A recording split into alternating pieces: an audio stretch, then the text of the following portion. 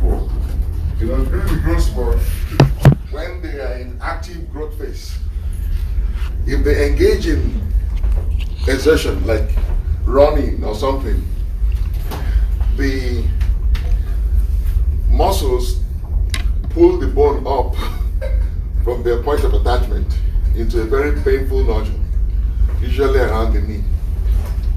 Okay, and that's what osteosclera is. I explained it, but I missed out the growth spurt part of it. So you won't see it in a 36-year-old man like that question. You'll see it in a teenager, usually between the age of 12 and 17. Okay?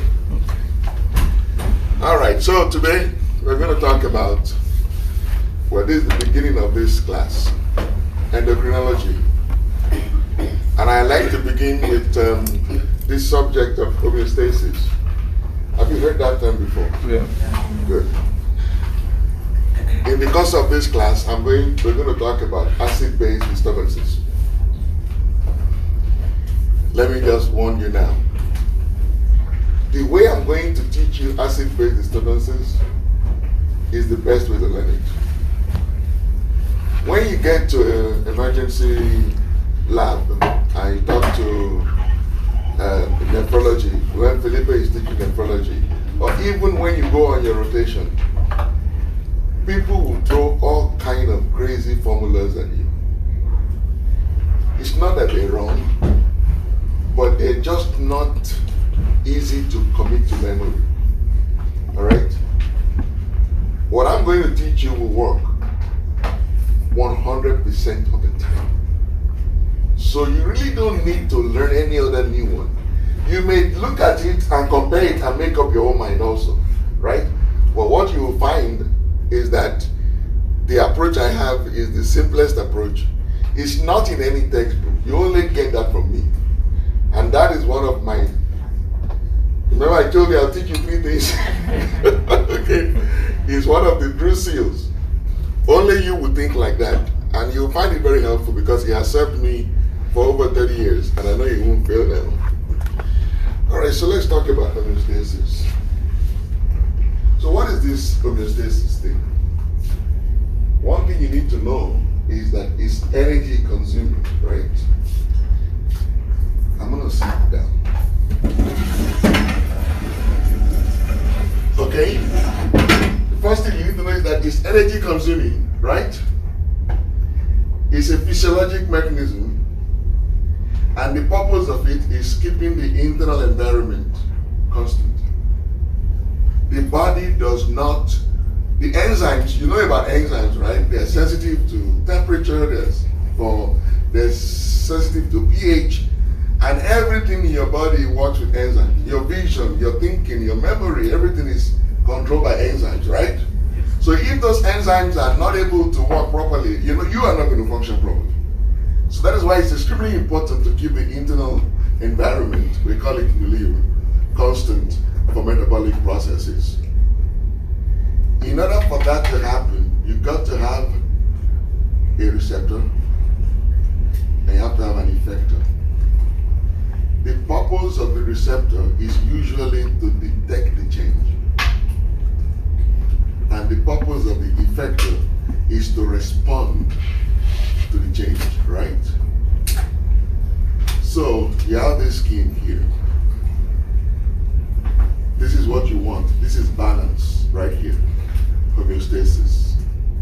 So there is imbalance. Some stimulus, it does not matter what it is, some stimulus causes a change. The change has to be detected by the receptor. The receptor does not respond to the change. It only senses and reports it. Usually there is a control center. This control center may or may not be in the brain. Most of the time it's in the brainstem. But there are times where the control center is actually outside of the central nervous system altogether. All right?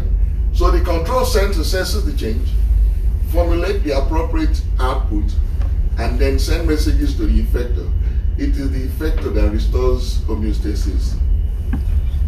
Okay? So in all of these homeostatic mechanisms, this is the basic scheme, and it's common to all of them. So what are some of these variables that the body does not want messed with? So, you see, I'm getting all sophisticated now. Right? Now, this is just the same thing I just told you. I didn't do this. This happened by itself. I copied that image, and this is what it's doing by itself. Don't think I'm that tech savvy. These are the variables that the body does not like to change. Body temperature cannot change. Blood pressure shouldn't change because it affects blood flow, and that affects nutrients availability to body tissues. The body can't afford that to change. Glucose is needed for energy generation. You can't have a lot of fluctuation in glucose. Calcium is regulated. Calcium is a major cofactor in enzyme function and so many neurotransmission, so many activities. Calcium cannot change. Oxygen and carbon dioxide content, they can't change much. They are tightly woven. Oxygen is needed for energy generation. Carbon dioxide is needed because it is a direct determinant of pH. You can't afford any of these kind of changes. The extracellular volume, osmolality, and pH cannot change much. So the body controls these variables. So these are the basic variables of homeostasis. You must know them. So let's start with body temperature. The body temperature varies very little. See that? Between 0.5 to 1 degree centigrade. Okay? I know you use very high more in the US. But one thing you need to know is that it is actually about 1 degree lower in the morning and night than at noon. So your body temperature is maximum at noon. And it is lower in the mouth than in the rectum because you talk. And when you talk, the jet of air responsible for your speech creates some kind of cooling, current and cooling. And you eat and drink all the time. So the temperature in your mouth is not, is lower than in the rectum. In the rectum is closer to the core temperature. Now, where is the control center for temperature? It's in the hypothalamus. And the hypothalamus does not work by itself. I feel so strange, man. The hypothalamus does not work by itself. It works in concert with the autonomic and the endocrine system. Okay? So how do they really work? So this is what happens. In order for you to understand how the body controls temperature, it is important for you to understand how heat is transferred. And the major mechanisms for heat transfer, I'm sure you did it in physics, is conduction, convection, radiation. Right? So example of conduction is when you put a metal spoon in a hot cup of coffee. Right? And you try to put the spoon back out and you get burned. Right? Because the heat in the coffee is now conducted through the spoon, right? That's simple. Metals conduct, right? Convection is, you've watched water boil before, right? So you put the water in the basin on the stove and then you turn on the heat. Then when you heat the lower part of the water, because of the heat, it expands, right? When it expands, it becomes less dense than the water above it. So the less dense water rises, and that creates that convection current you see in the pot, right? It has to do with volume changes and density changes. Usually the less dense material will float on the more dense one. That's why oil floats in water all the time, right? Got that? So when you turn on the stove, the water that is in direct contact with the heat will expand. That creates increase in volume. And you know, volume is, density is mass over volume, right? So with increase in volume, you create a drop in density. That less dense water rises and carries the heat with it to the surface. Then the cooler water replaces it. And then the process repeats. Because when the hotter water is at the surface, it begins to cool. It regains its volume. The volume shrinks, right? It becomes more dense, so it stays on top. But then the one that is now getting the heat is expanding, right? And then the cycle keeps repeating. So the water keeps recycling itself. The one in direct contact with the heat gets less dense, rises. The one that cools off gets more dense, sinks, and then you get that convection in the pot, right? And then there is radiation. You don't have to be in direct contact with heat to feel heat, right? Even when there is no medium between you and the heat, you can feel the heat because it has some electromagnetic waves. Microwave, for instance, can heat up food without fire or anything like that, right?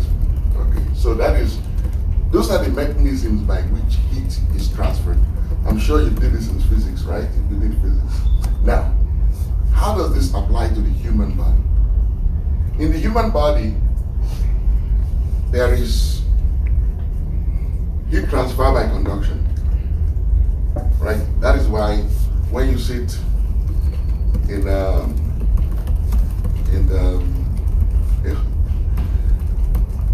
on a metal stool, right? Bare body, you can feel cold, right? That you can lose heat to the surface directly from your body. When you turn on the fan and you create current on your body surface, the air you're blowing away, because remember, every time you're sweating, you may not feel it, but you're sweating all the time, right? There is water, you're moist all the time, really. So all the time, there is water evaporating from your skin and equilibrating with the air in direct contact with your skin. So when you turn on the fan, you begin to replace that air faster, right? As you replace the air in contact with your skin faster, you're blowing away water. And that water is coming from your body. And that water is taking heat from your body to evaporate, right? So that is the way conduction and convection works in the human body.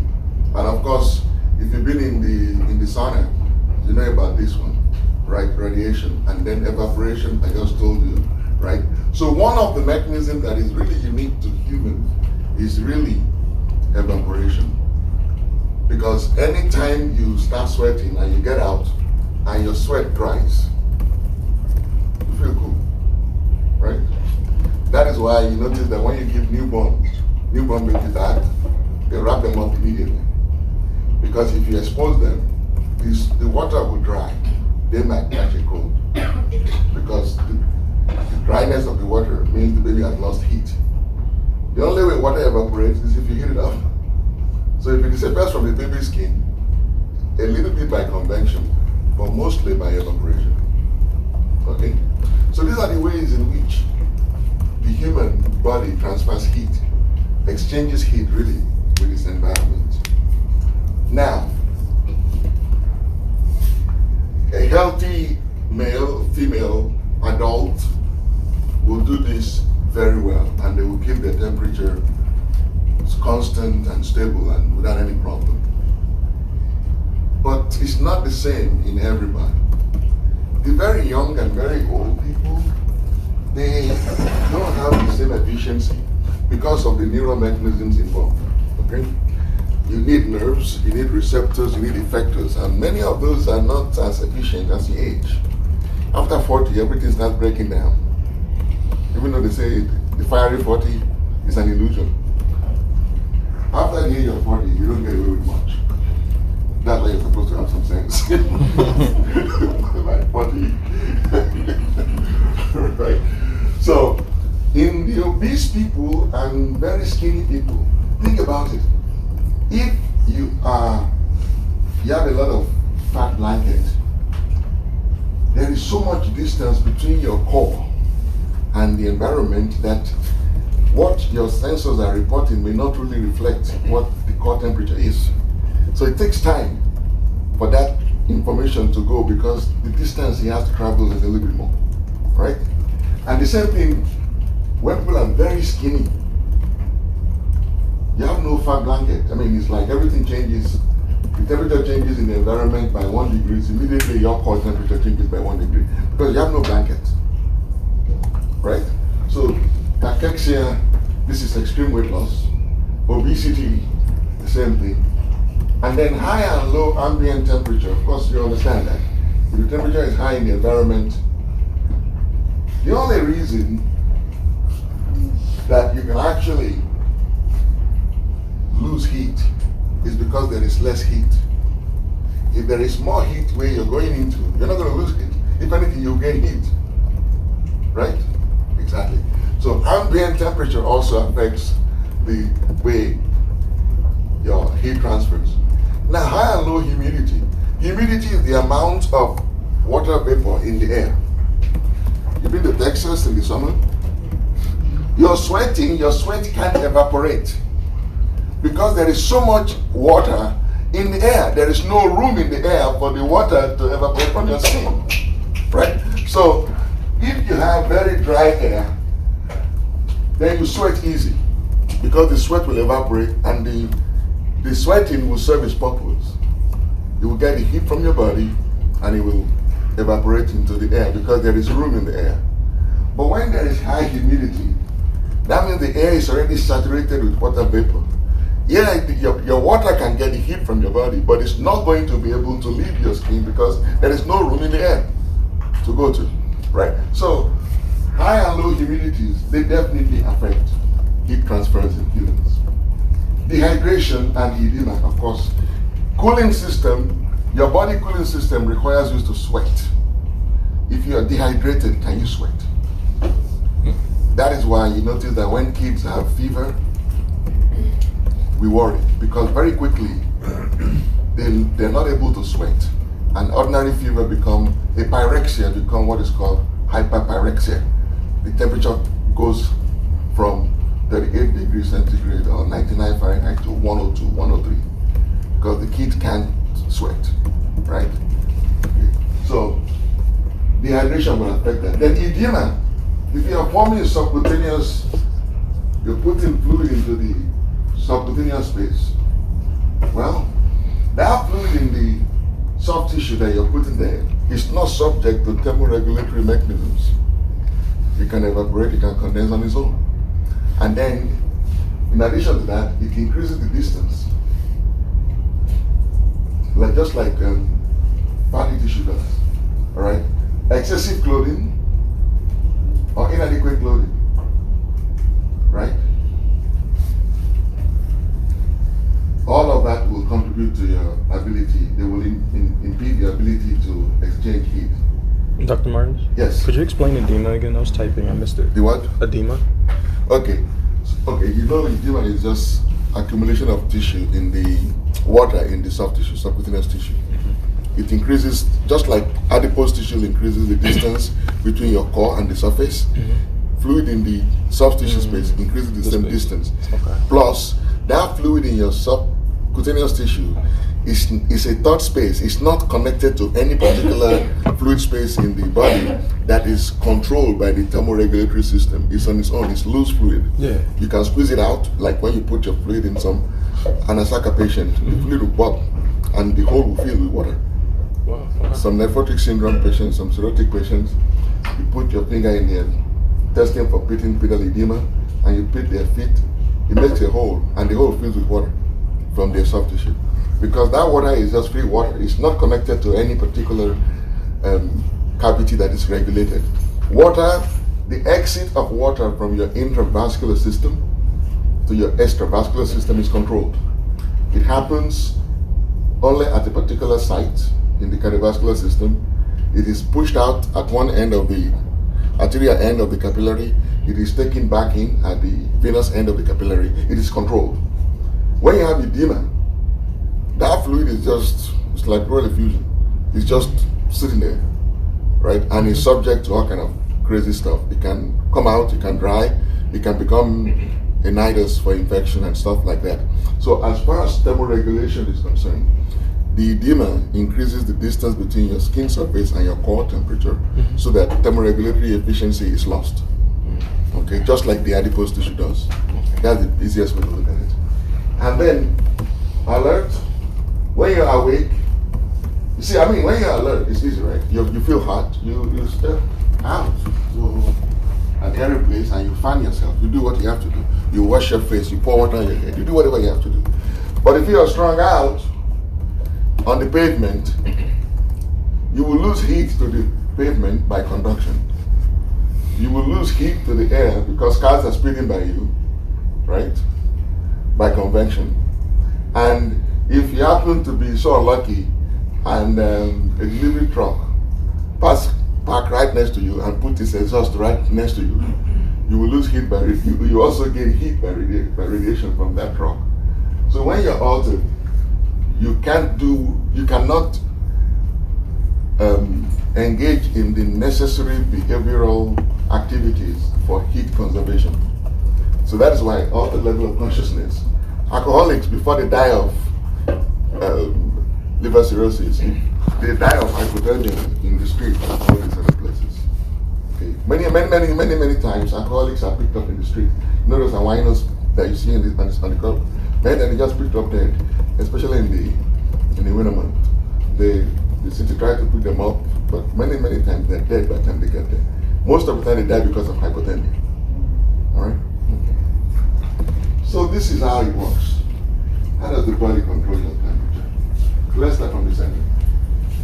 So normal body temperature, 35.6, 37.8 Fahrenheit. That is about 98 to about 100 Fahrenheit. I want to tell you, when you're using Fahrenheit, you don't use degree. So don't say your temperature is 98 degrees Fahrenheit. That is so wrong. It's 98 Fahrenheit. The only time you use degree is when you're using centigrade. Okay, so it's 98 Fahrenheit or 37.5 degrees centigrade. Don't say degree Fahrenheit. All right, so let's say something happens. The stimulus is here now, and that is increased body temperature. It could be for whatever reason. Maybe you went jogging. It could be that you visited Africa, now you have malaria or Ebola. Then your body temperature rises, right? Once the body temperature rises, the blood getting to the hypothalamus is warmer than it should be. The hypothalamus will say, oh, I'm getting too much heat. That means the body is overheating. So the hypothalamus will send out impulses through the autonomic nervous system. The first thing is the skin blood vessels, they dilate. Once the skin blood vessels dilate, the skin is now flushed with blood. That's why if you're very light skin, you turn red when you're hot, right? You're flushed. The idea is to bring more blood to the surface so it can cool by radiation, right? In addition to that, the sweat glands, they get activated. They start making and secreting sweat. So they secrete the sweat, and the sweat rises by capillary action, right? Through the duct to the surface. Once that ball of sweat or bead of sweat is at the surface, it evaporates, taking heat from the body, right? So temperature begins to drop, right? And until finally everything is down to normal, right? If that does not do it, there is another mechanism. When this is heat, when you are exposed to heat. But there's one other mechanism that is not reflected here.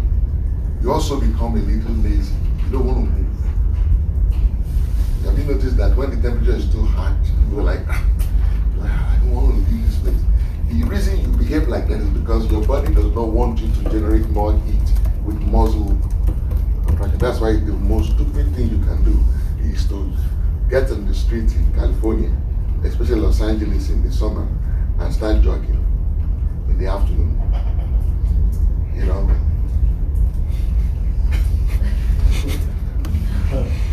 There was a time the cell phone company went to Nigeria. Globe. It's a cell phone company from England. They went to Nigeria, they said they want to do Globe Marathon. They got all these youth in Nigeria, and then they got them exposed them to sub-Saharan temperature at noon. And they said they're doing cross country. Of course, many of them dropped at different points along the road for what, 100,000 naira, which is about what, $500. The general hospital was filled with kids because it's too hot. You're not supposed to be talking around in the heat. And if you're going to do that, at least go do it in Alaska somewhere. Why in the sub-Saharan area? You know. So that is one that is not reflected here, but it's also true. So let's say your body temperature begins to drop. Like it gets crazy on this campus sometimes. The rooms just start freezing, right? The first thing that happens is the blood cools. The hypothalamus begins to sense this blood is cooler than it should be. The one that it sends impulses to the skin. Now it tells the blood vessels of the skin to constrict. The idea is to reduce the exposure of blood to the surface so you can conserve the heat in it, right? It shuts off the sweat glands. So you sweat very little. Sweating is now restricted only to areas where it must happen, like in your armpit, right? Wait, it says longer, right? That is why if you want to know if somebody is really, really dehydrated, you put your hand in their armpit. If they're dry in their armpit, they are really dry. Because your armpit is always hot. And that's why if you don't take care of it, it stinks. That's why whenever there is water, there will be that. It's a question of time. Right? So the blood vessels, they constrict to cut blood flow away from the surface to conserve the heat. And then the muscles begin to contract. The idea is to generate heat. We call that shivering when you begin to move uncontrollably, right? And then you shiver. The idea is to generate heat until the temperature is returns to normal again. So this is how the body controls heat, right? And body temperature is a very fascinating process. So now let's talk about when this system does not work well. So hypothermia, when your body temperature drops below 96 Fahrenheit or 36 degrees centigrade. In other words, the system failed. What could make that happen? Well, there are three mechanisms: increased heat loss, decreased heat production, or impaired thermoregulation itself. So what are the, I don't know what you're writing, it's right here. Don't you have this slide? I've not said anything that is not here. You're creating too much work for yourself, because then you have to now review all that to find that I didn't need to write it. So there are three mechanisms: increased heat loss, right? Increased heat production, and impaired mechanism. Now, under increased heat loss, cold exposure, like I told you about those alcoholics, iatrogenic, cold fluid infusion, right? Induced vasodilatation, so many toxins, dermatitis, for instance, if you have extensive burn to your skin, you can't sweat, you can't vasodilate. You've lost the major organ of thermoregulation. That is why extensive burn is, as you will learn, Katie will tell you that, is one of the problems in treating patients with extensive burn is controlling the temperature. And then decreased heat production, age. When you're old, you lose muscle, you become lean, you lose muscle, you don't have as much muscle as you should have. So your shivering is not as effective if you shiver at all, right? Hypoglycemia. Well, if you're starving, if you've been drinking all night, and now you passed out on your way upstairs in the parking lot, well, alcohol will give you sugar for as long as you're drinking it, but the body doesn't store it. So when you passed out for 24, 48 hours, you're now hypoglycemic, you're cold. Where's the energy for your shivering? It's not going to happen. You're not going to shiver. The body needs glucose to shiver, right? And then one other thing the body does is also it raises your basal metabolic rate. That's why you eat more in the cold, if you notice. And then marasmus is extreme. You know what marasmus is, right? Wait. Oh, wait. Okay. You talked about that in pediatrics. Malnutrition, it could be protein malnutrition or protein calorie malnutrition. When it's just protein malnutrition, it's kwashiorkor. Right? When it's protein calorie malnutrition, it's marasmus. Okay, you talk more about that. Marasmus is protein calorie. Kwashiorkor. This is protein malnutrition. This is protein and calorie malnutrition. Right? Okay. And then you have all these endocrine problems like hypopituitarism. Well, the pituitary is involved in some of these mechanisms. Hypoadrenalism, hypothyroidism.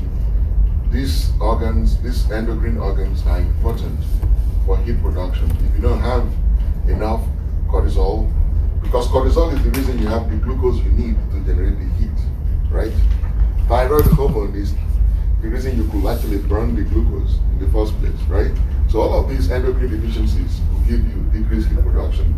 And then if you have any neurologic deficits, peripheral failure like neuropathies, the nerves, diabetes damages the nerve, or you've had a stroke, right? Or you have a brain trauma that damages the brainstem, thereby interfering with your ability to actually properly interpret what the receptors are reporting and formulate the appropriate response to the effect. Right? You got that? Mm-hmm. Okay, so these are the mechanisms by which you can get hypothermia. Well, how does it present? It depends. When you're at body temperature over here, you're good.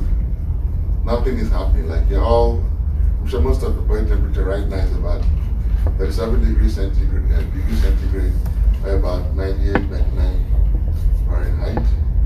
When you drop below 36 degrees centigrade or 96 Fahrenheit, you begin to actually feel cold.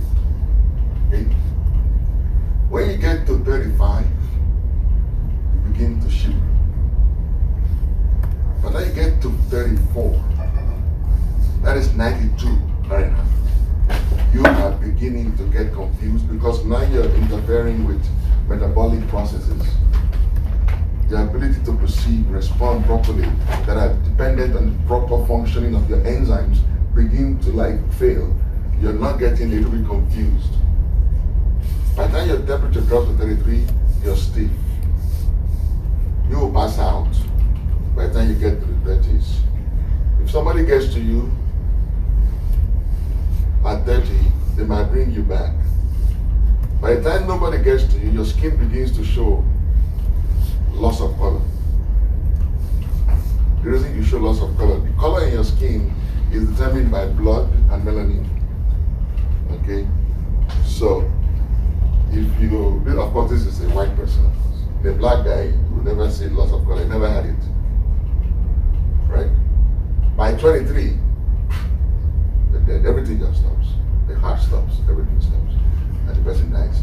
So you can see, there is no set of symptoms I can tell you, oh, these are the signs and symptoms of hypothermia. No, how you perceive the patient, what the patient tells you, depends on how low the temperature is. And this is more important in children because neonates and infants, because they can't tell you what they feel. Every adult can tell you what is going on here until they pass out. Children can't tell you anything. That's why you notice that good mothers are they keep their eye on the babies and anticipate all the time what they need to do, where they're going, how the baby, what they need to pack for the baby. Because babies can't tell you when they're cold, right? And even when they're shivering, they shiver in their lips. What is that going to do? How much muscle does the kid have to generate heat? So that's why the extremes of age is where you really want to pay attention in geriatric patient. Now, it's interesting, when you do an EKG, you will see this wave called J waves or Osborne waves. It makes the EKG look like there is a bundle branch block, right? Because ordinarily, when you see this, you call this RSR, right? This is what you call, if you see this on an EKG, ordinarily, you say, oh, That's a bundle branch block, right? But you will not call this a bundle branch block within the context of hypothermia. Okay? Remember how RSR can be right bundle, left bundle, depending on where you see it? It may not be no bundle at all if the patient is hypothermic. You got that? Mm-hmm. Right. You see, there's a lot of this in medicine. That's why you say never in medicine. Right? So it's called Osborne. That's the most common name for it. But some people call it J-wave. When you see Osborne wave on EKG, and you are the admitting provider, if you do hospital practice, when you see hypothermia, and you see Osborne waves on the EKG, you cannot put that patient on a regular bed. You have to put that patient on telemetry, a monitor bed.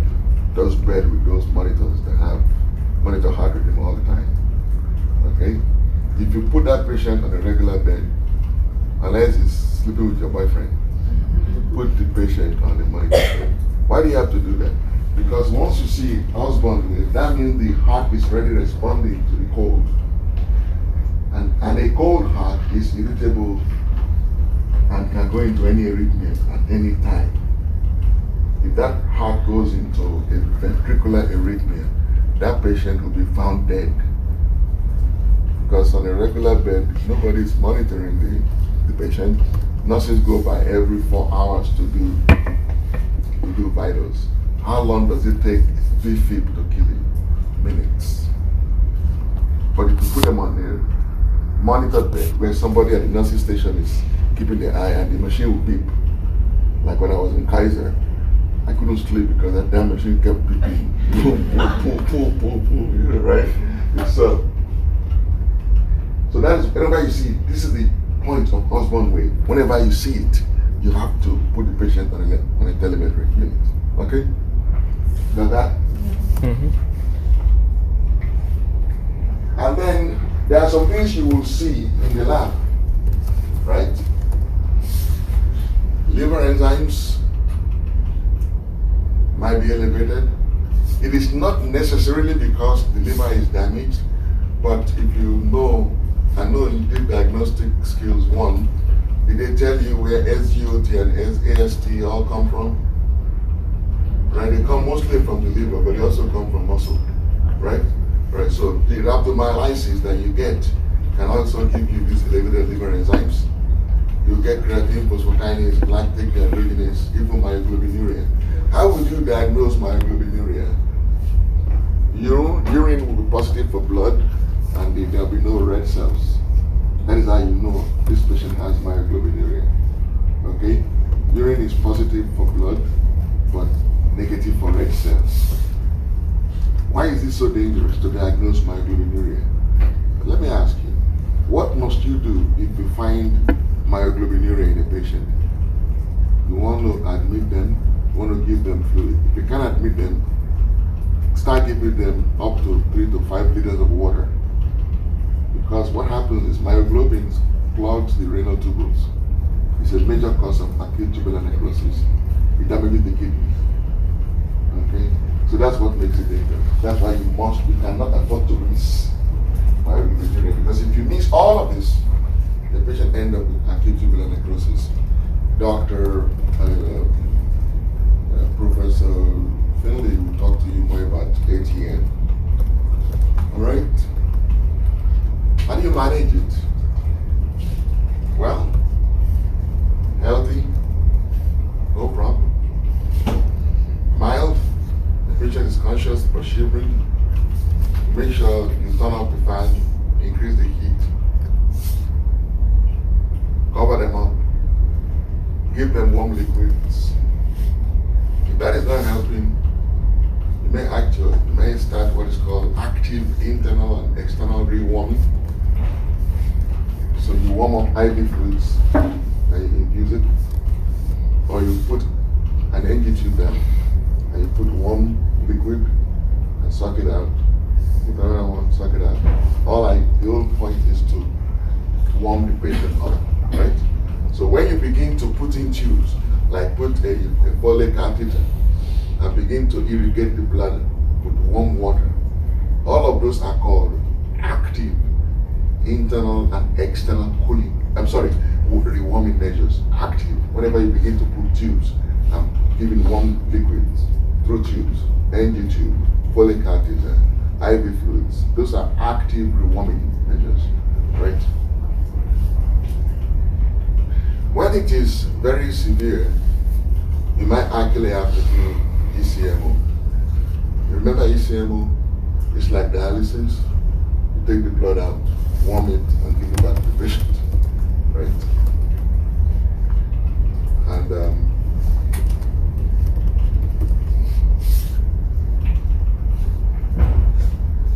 life-threatening, that is stage 4.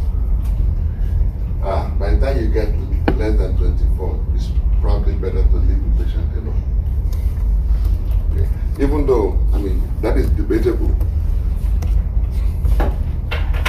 The reason it's debatable is because some people believe that, okay, if somebody goes into severe hypothermia and their temperature is less than 23 degrees centigrade, which you're talking about maybe 90, 89 Fahrenheit, and their heart stops, should we bring them back? Some people say, yeah, why not bring them back? Because the cold will preserve their brain. They're less likely to be brain dead if you resuscitate them. And moreover, people are now consciously deciding to be put to sleep with the hope of being thawed out when there is a cure for the disease that they're dying from. You know that is happening now, right? There are many places, centers in England that you can actually go, instead of Kevokian taking your life from you, you can sign the papers and be put to sleep, and they can thaw you back out and treat you. Maybe, we don't know how long is in life, but some folks have been asleep now for like 10 years, waiting for a cure for their disease. We're doing stuff with medicine. All right. So the argument is that the cold will preserve the brain. So why not revive the patient? It's crazy. I personally don't think that when people die, we should use medicine to bring them back. I just don't think so, because sometimes it's a gamble. I have a patient now who has been sitting in a nursing home on a vent for 7 years already. 7 years on a vent. Why? She died. If she died unexpectedly, suddenly, resuscitate, do all the aggressive methods you can do. She had cancer. She's dying. We know the cancer doesn't have a cure. Why do you want to resuscitate her? Why? What are you trying to do? But these are ethical issues. People have different opinions depending on who they are, where they've been, and where they're coming from. So that is about hypothermia. Let's talk about hypothermia.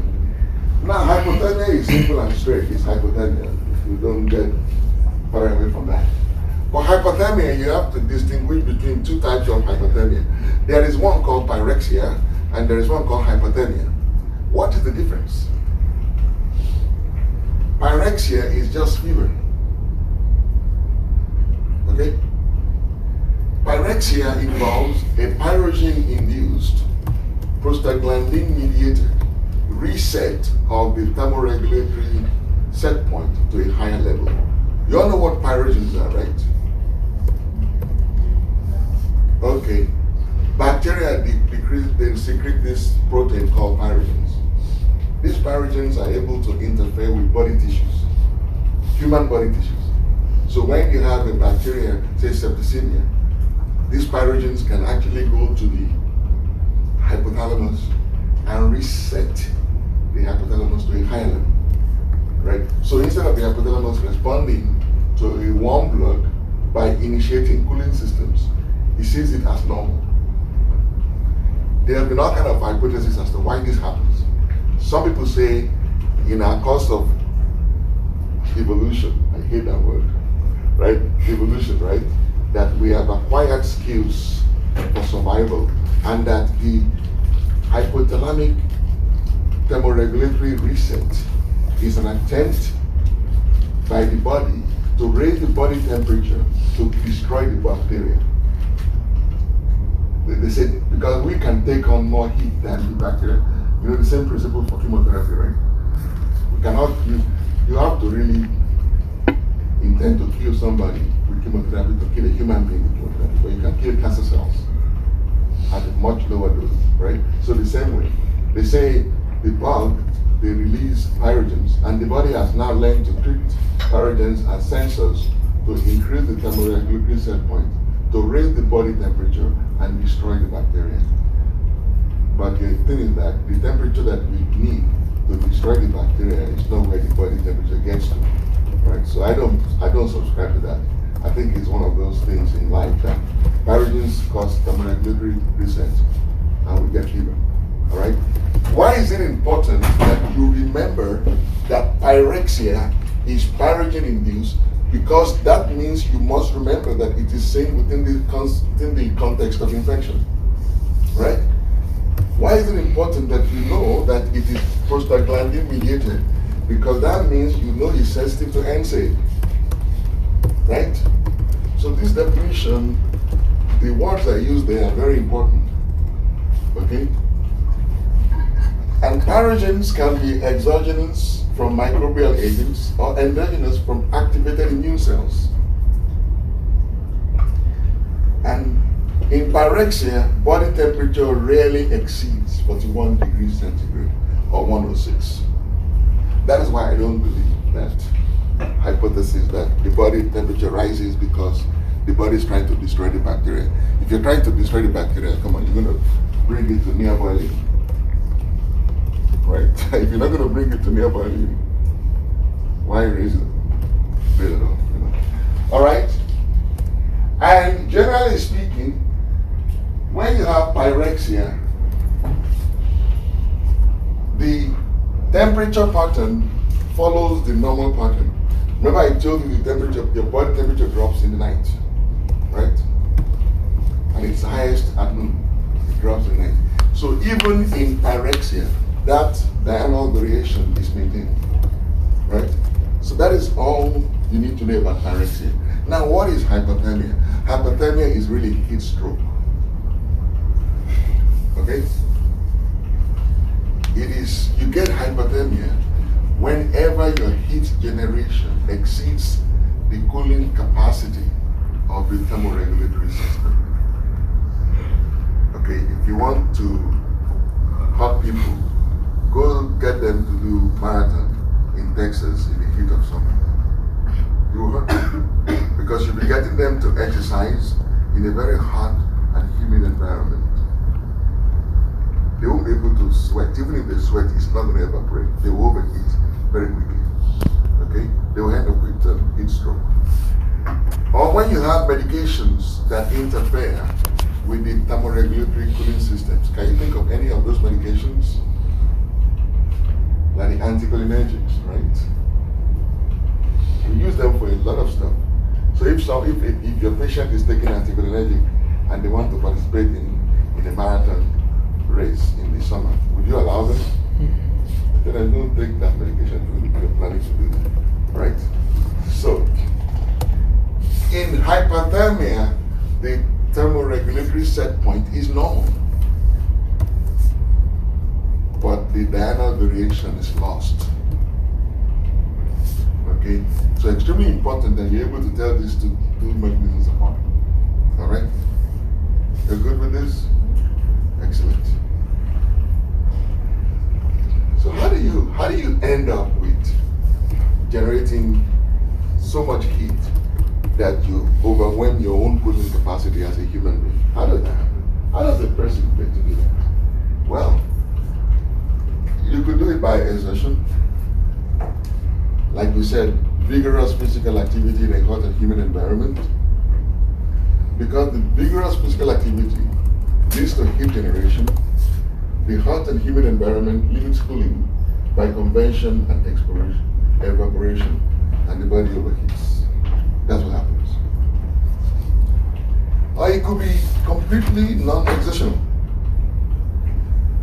Pathologic or pharmacologic interference with thermoregulatory cooling mechanisms. Dehydration. You're not drinking water. People have diabetes mellitus. diabetes insipidus, they have diarrhea.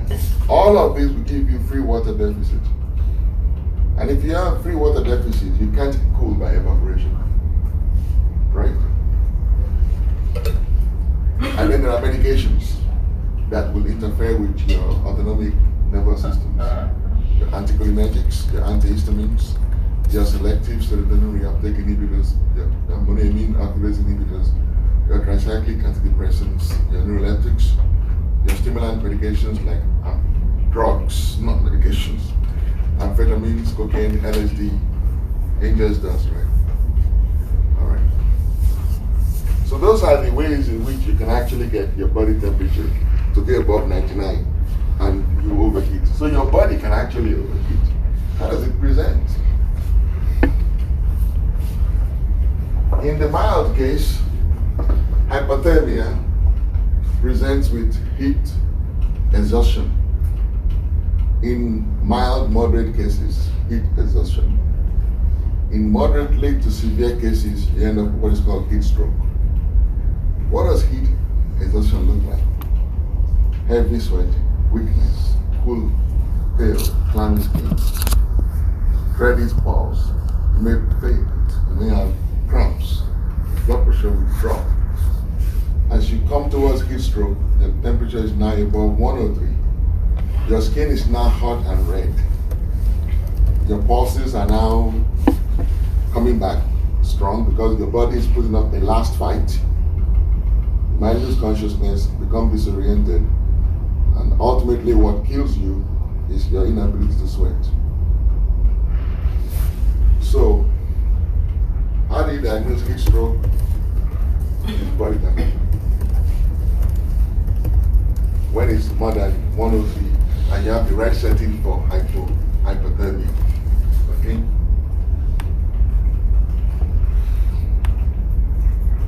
That is the reason we don't diagnose heat stroke in the hospital.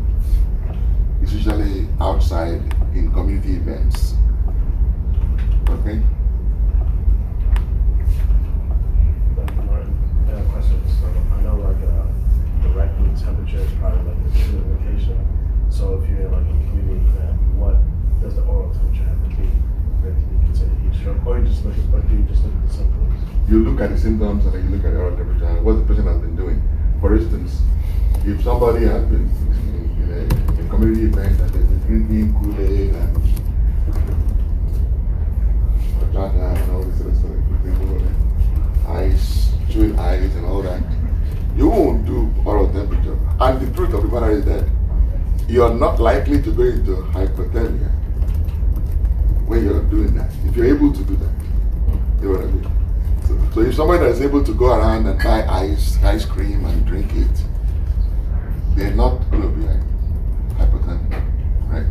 It is when they put it down and now they're busy going around playing basketball, tennis, badminton in the same event, and they're now getting like, say, drink your juice. I don't want. What's going on? And they're breaking out in sweat and they're turning red. That's when the heat stroke is setting. Got it? Yeah. Why do you lose the ability to sweat? Why do you lose your ability to sweat? Because you're generating your rate of heat generation is exceeding the capacity, the cooling capacity of the body. Sweat can only be formed at a specific rate. So if they're evaporating faster than they can be formed, then you sweat. Right? That is why you do that. Yeah, you can't sweat anymore. You exhaust the sweat.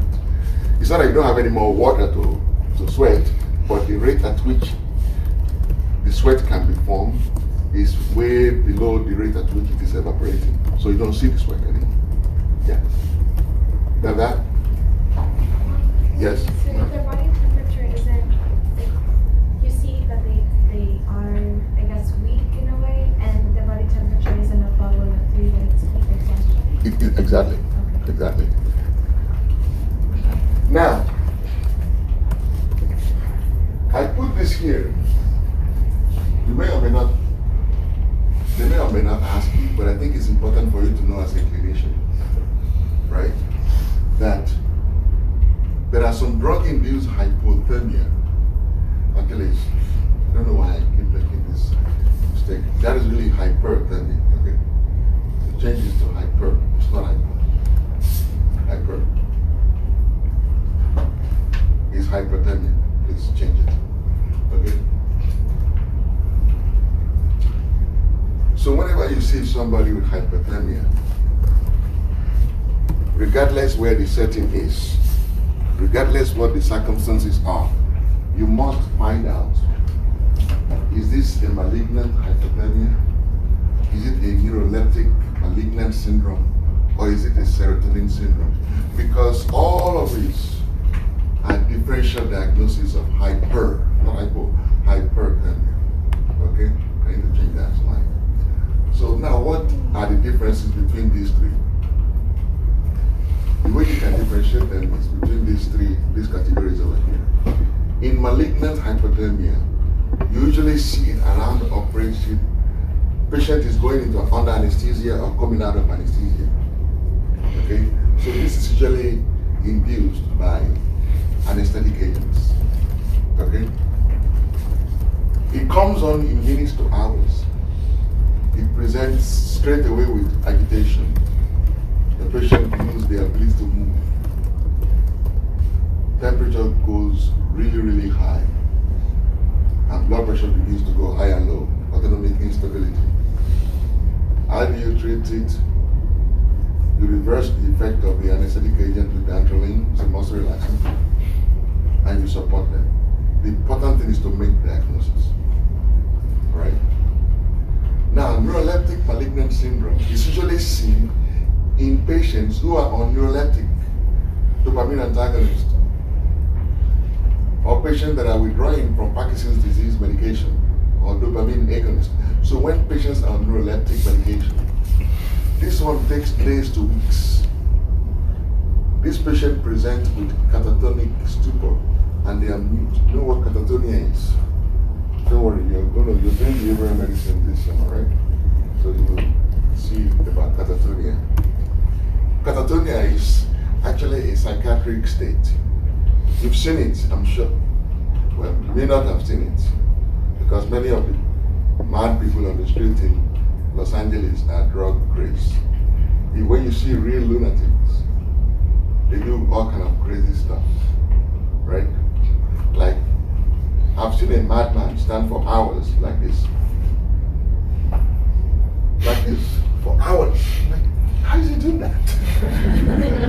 Right? And sometimes you see, you go to psychiatric wards, you see madmen, they will raise their head, they will lie flat on their bed, they will raise their head and raise one leg. You know, you've seen The Exorcist. You see those kind of weird postures that our kid assumes? You know The Exorcist was the real story. It was not a movie. It was based on a true story of a guy that went to Israel and picked a rock. He thought he was collecting artifact, and he brought it home and brought something else home with it. That was the real story. You know, and you may want to see the exorcism of Emilia, the one by the Catholic Church. No, these are real stuff, so don't be naive. Okay, regardless of what you read out there, there is a whole world out there that we know nothing about, and it does affect us every single day. All right. So, catatonia is when this mighty strength just comes, and these people are able to do some superhuman stuff, things that you know are not ordinarily possible, but they will. They will do it, right? And you wonder, like, how is that possible? Malignant neuroleptic syndrome. How would this present to you? Your patient, your Parkinson's patient, they're trying to help you, give him medication for Parkinson's. 3 weeks later, the wife called you, so he doesn't understand what is going on with her husband. He's not talking. He's sitting up on the bed and staring at the ceiling. And he's been sitting there for 3 days. That could be. And then his temperature, his body is like fire. That could be neuroleptic malignant syndrome. So they look like big deals, but they are really nothing. All you need is history. If this happened around anesthesia, it's malignant hyperthermia. If it happens on a patient on neuroleptic, it's neuroleptic malignant syndrome. If your patient is on serotonin agents, is serotonin syndrome. And the serotonin syndrome is the milder one because the patient just presents with confusion. All right? And all you really need to do is to stop the agent that is causing it or reverse it. In the case of neuroleptic, you give bromocriptine, right? Or you can give, I generally don't treat these conditions. I just stop the offending agent. Because you never can tell how your patient will respond to the new agent you're introducing. You just caused a problem with the medication you gave the patient. Shouldn't you just wait and let the body deal with what you already created and then taking a chance with another medicine? So this is why you want to use your tongue to counter it, right? Don't be too aggressive. If what you're doing is not working, it's time to stop and see what's going on. And let the body respond, because the body saves itself all the time, even at the expense of your soul. So when you see hypothermia, you see somebody with hypothermia, what might you do while they're waiting for help? Elevate their feet, because most of the time their blood pressure is low.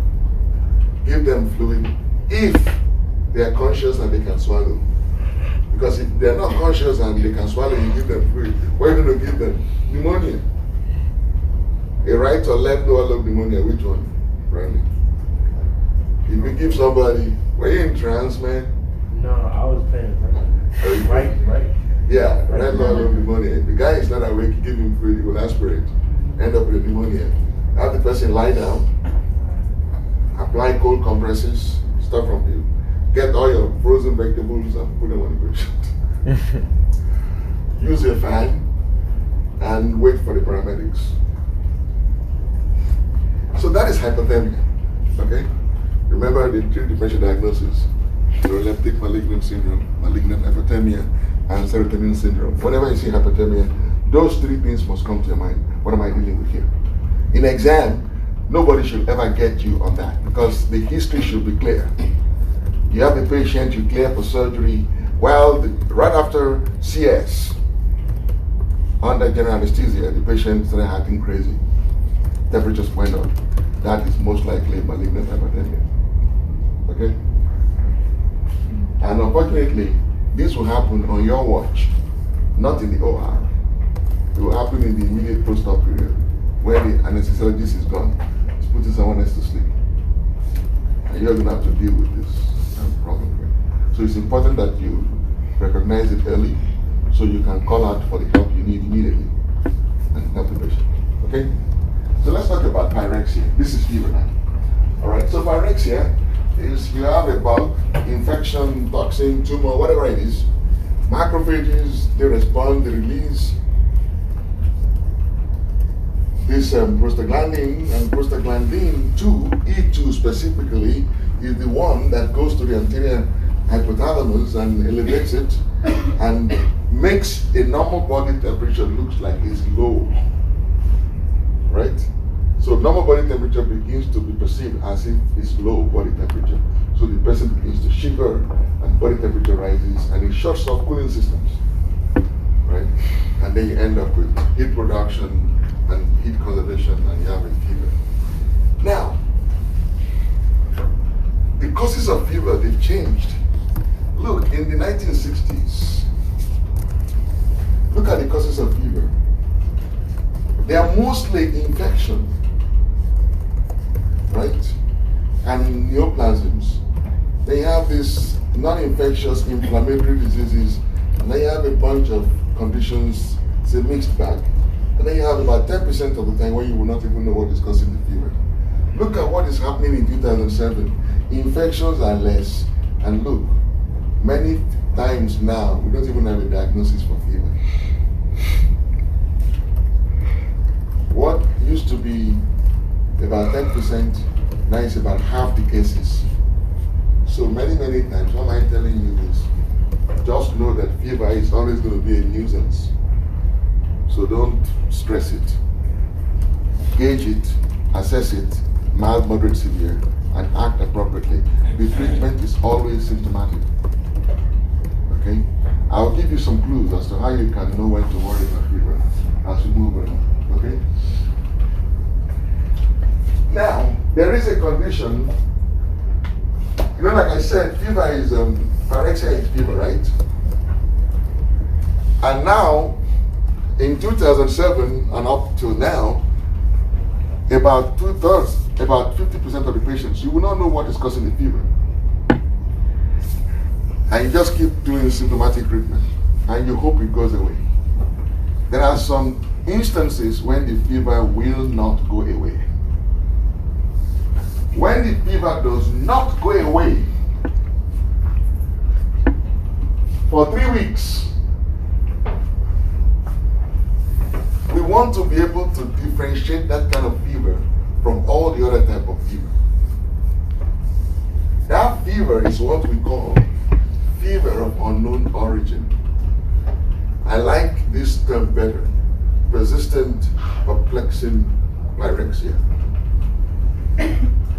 It's persistent because it's been on for, Let's see. let's see, it's been on for 3 weeks. It's perplexing because you can't really find a cause for it. And it's a pyrexia. It's not hypothermia. The patient is not doing anything to bring this on. He has some very specific criteria.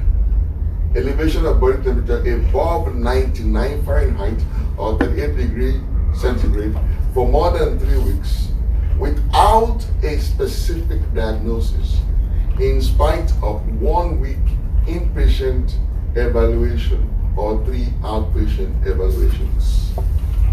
In other words, this patient has seen you in the clinic 3 times, and this fever was documented because your MA measured the temperature and you documented it, right? And you tell them, okay, give some aspirin, come back and see me in a week, you'll be fine. Came back a week later and the fever is still there and the child is still sick. And you can't find anything, chest x-ray is clear, urine is clean. The 3rd week, now you have a diagnosis of fever of unknown origin. Now it's time.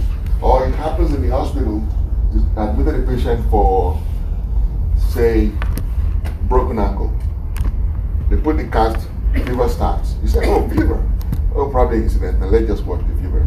And for a week inpatient, the fever persisted throughout. You're dealing with fever of unknown origin. Okay? So these are very important criteria. You must remember that. Why do we identify this as a separate category? Because most of the time, there is a reason for this one. 36% of the time. Right? About 20% of the time there is an occult malignancy. So you really, that's why you worry about this. Remember, pyrexia can be pyrogen induced, it could be exogenous or endogenous. Malignant cells and immune cells can produce pyrogens. So this could be a sign of underlying malignancy. If there is a malignancy that will give you fever, which malignancy is it likely to be, Maury?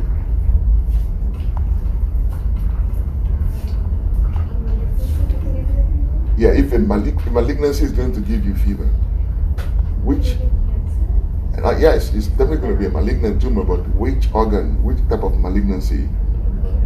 Huh? Oh, didn't you guys talk about lymphomas, Hodgkin's and all that?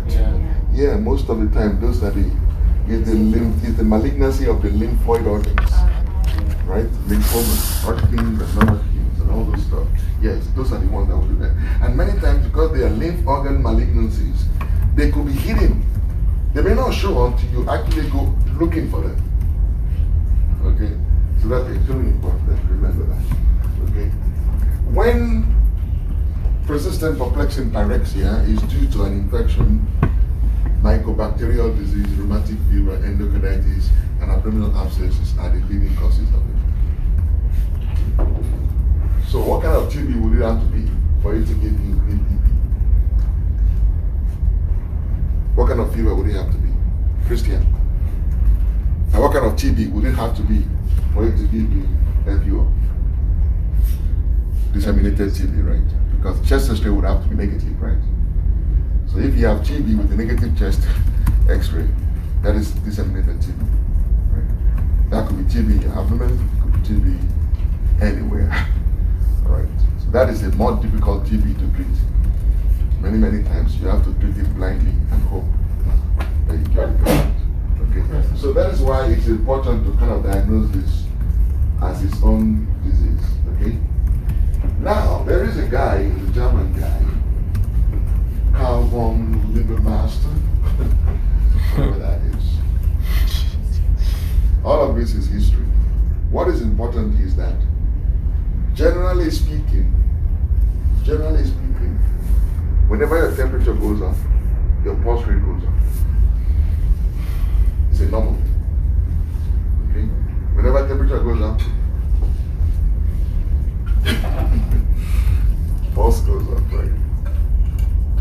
Now, if your pulse does not rise when your temperature rises, that is called faggot sign. I didn't say faggot. Faggot sign. Okay? No. Which one, the faggot?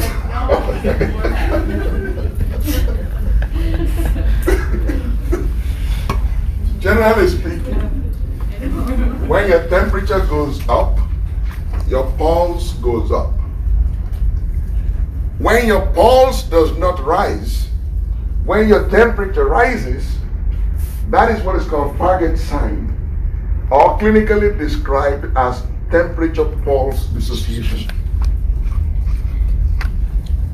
It's a very cute skill to have, because many, many times, like for instance,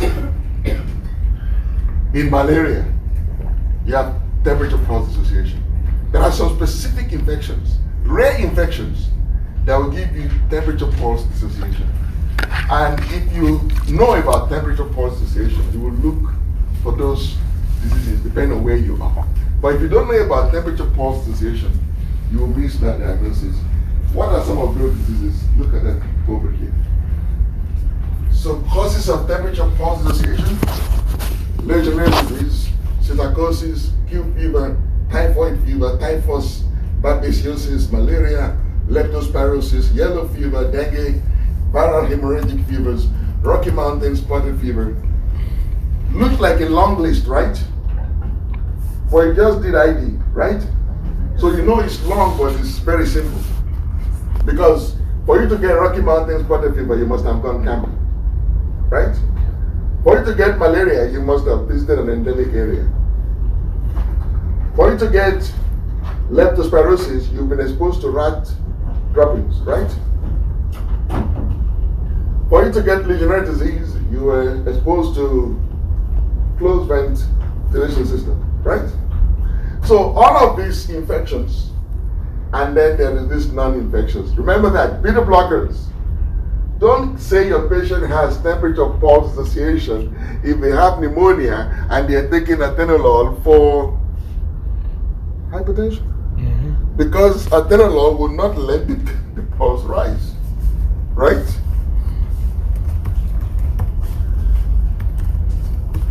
So these are important diseases to remember, and these are also important to remember as well.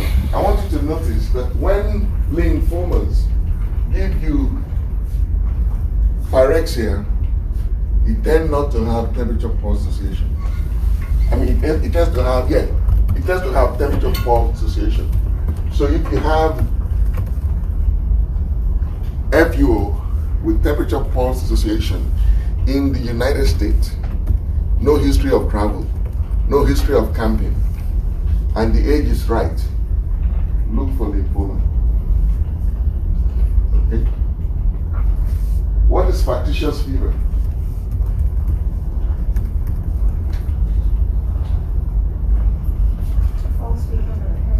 False fever. How do people, I've always wondered, what in the world is factitious fever? How do you give yourself a fever? Like strokes? Mm-hmm. You run and get in your blanket.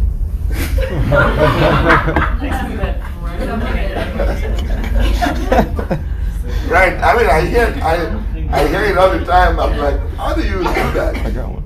But it's in the books. I've never diagnosed a patient with factitious fever. But they say it's possible. Yeah. That's what I'm saying. How do you explain? They put it there as a list. I've never seen it. I don't know how you can give yourself a fever. But I'm just pointing it out.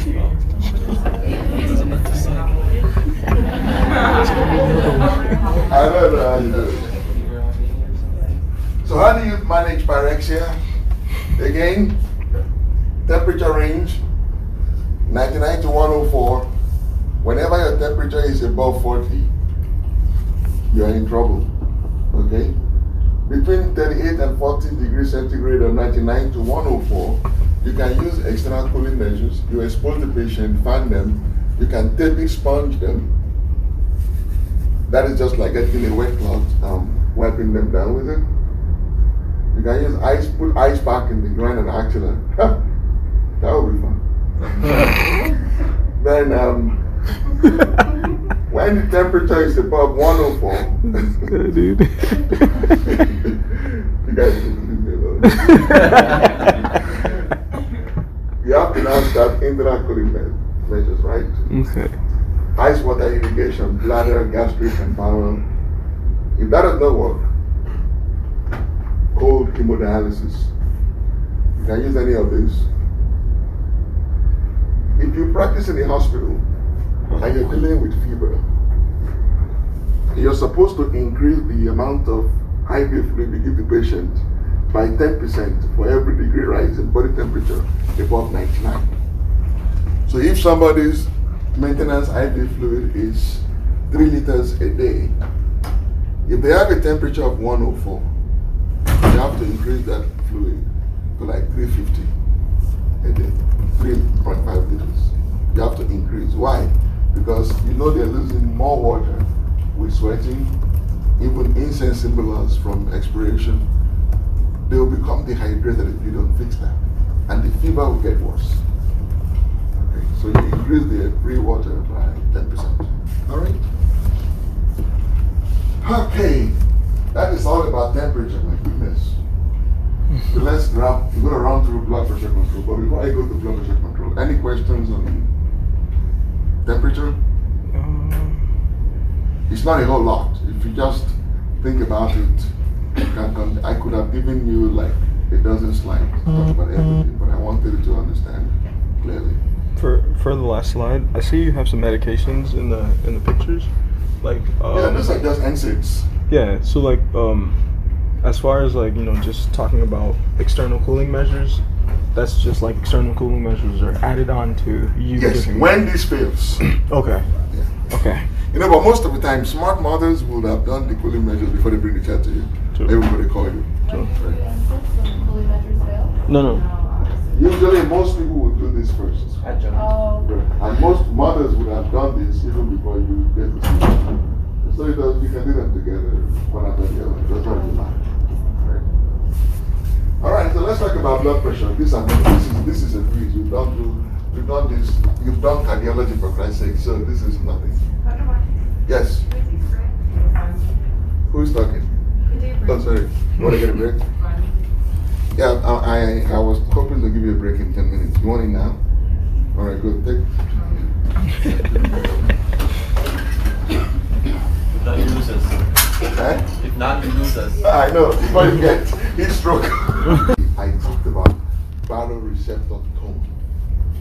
Right? The tone, the rate at which it fires it, what goes up and what goes down, right? And like you said, you go to the cardiac inhibitor center, cardiac accelerator center, and the vasomotor center, you increase the inhibition, you decrease the acceleration, and the vasomotor tone, that gives you vasodilatation, and your peripheral resistance drops. It gives you reduced ionotropy, so your cardiac output drops, your blood pressure drops, and you restore normal, right?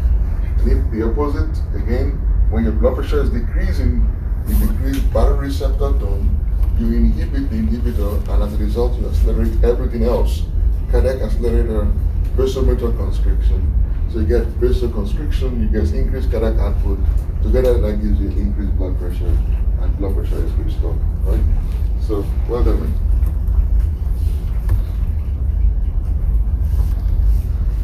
That is the short term. In the long term, what happens is start from here. Normal blood pressure, in the short term, everything that Justin talked about is operated through the sympathetic nervous system. You remember, you recognize that, right? Now in the long term, now the kidneys now come in. They now release renin. Renin takes angiotensin to angiotensinogen to angiotensin, angiotensin to angiotensin 2, yada yada yada. And you get all that. It goes to the kidneys as well and release erythropoietin. And that goes to the bone marrow, makes more red cells.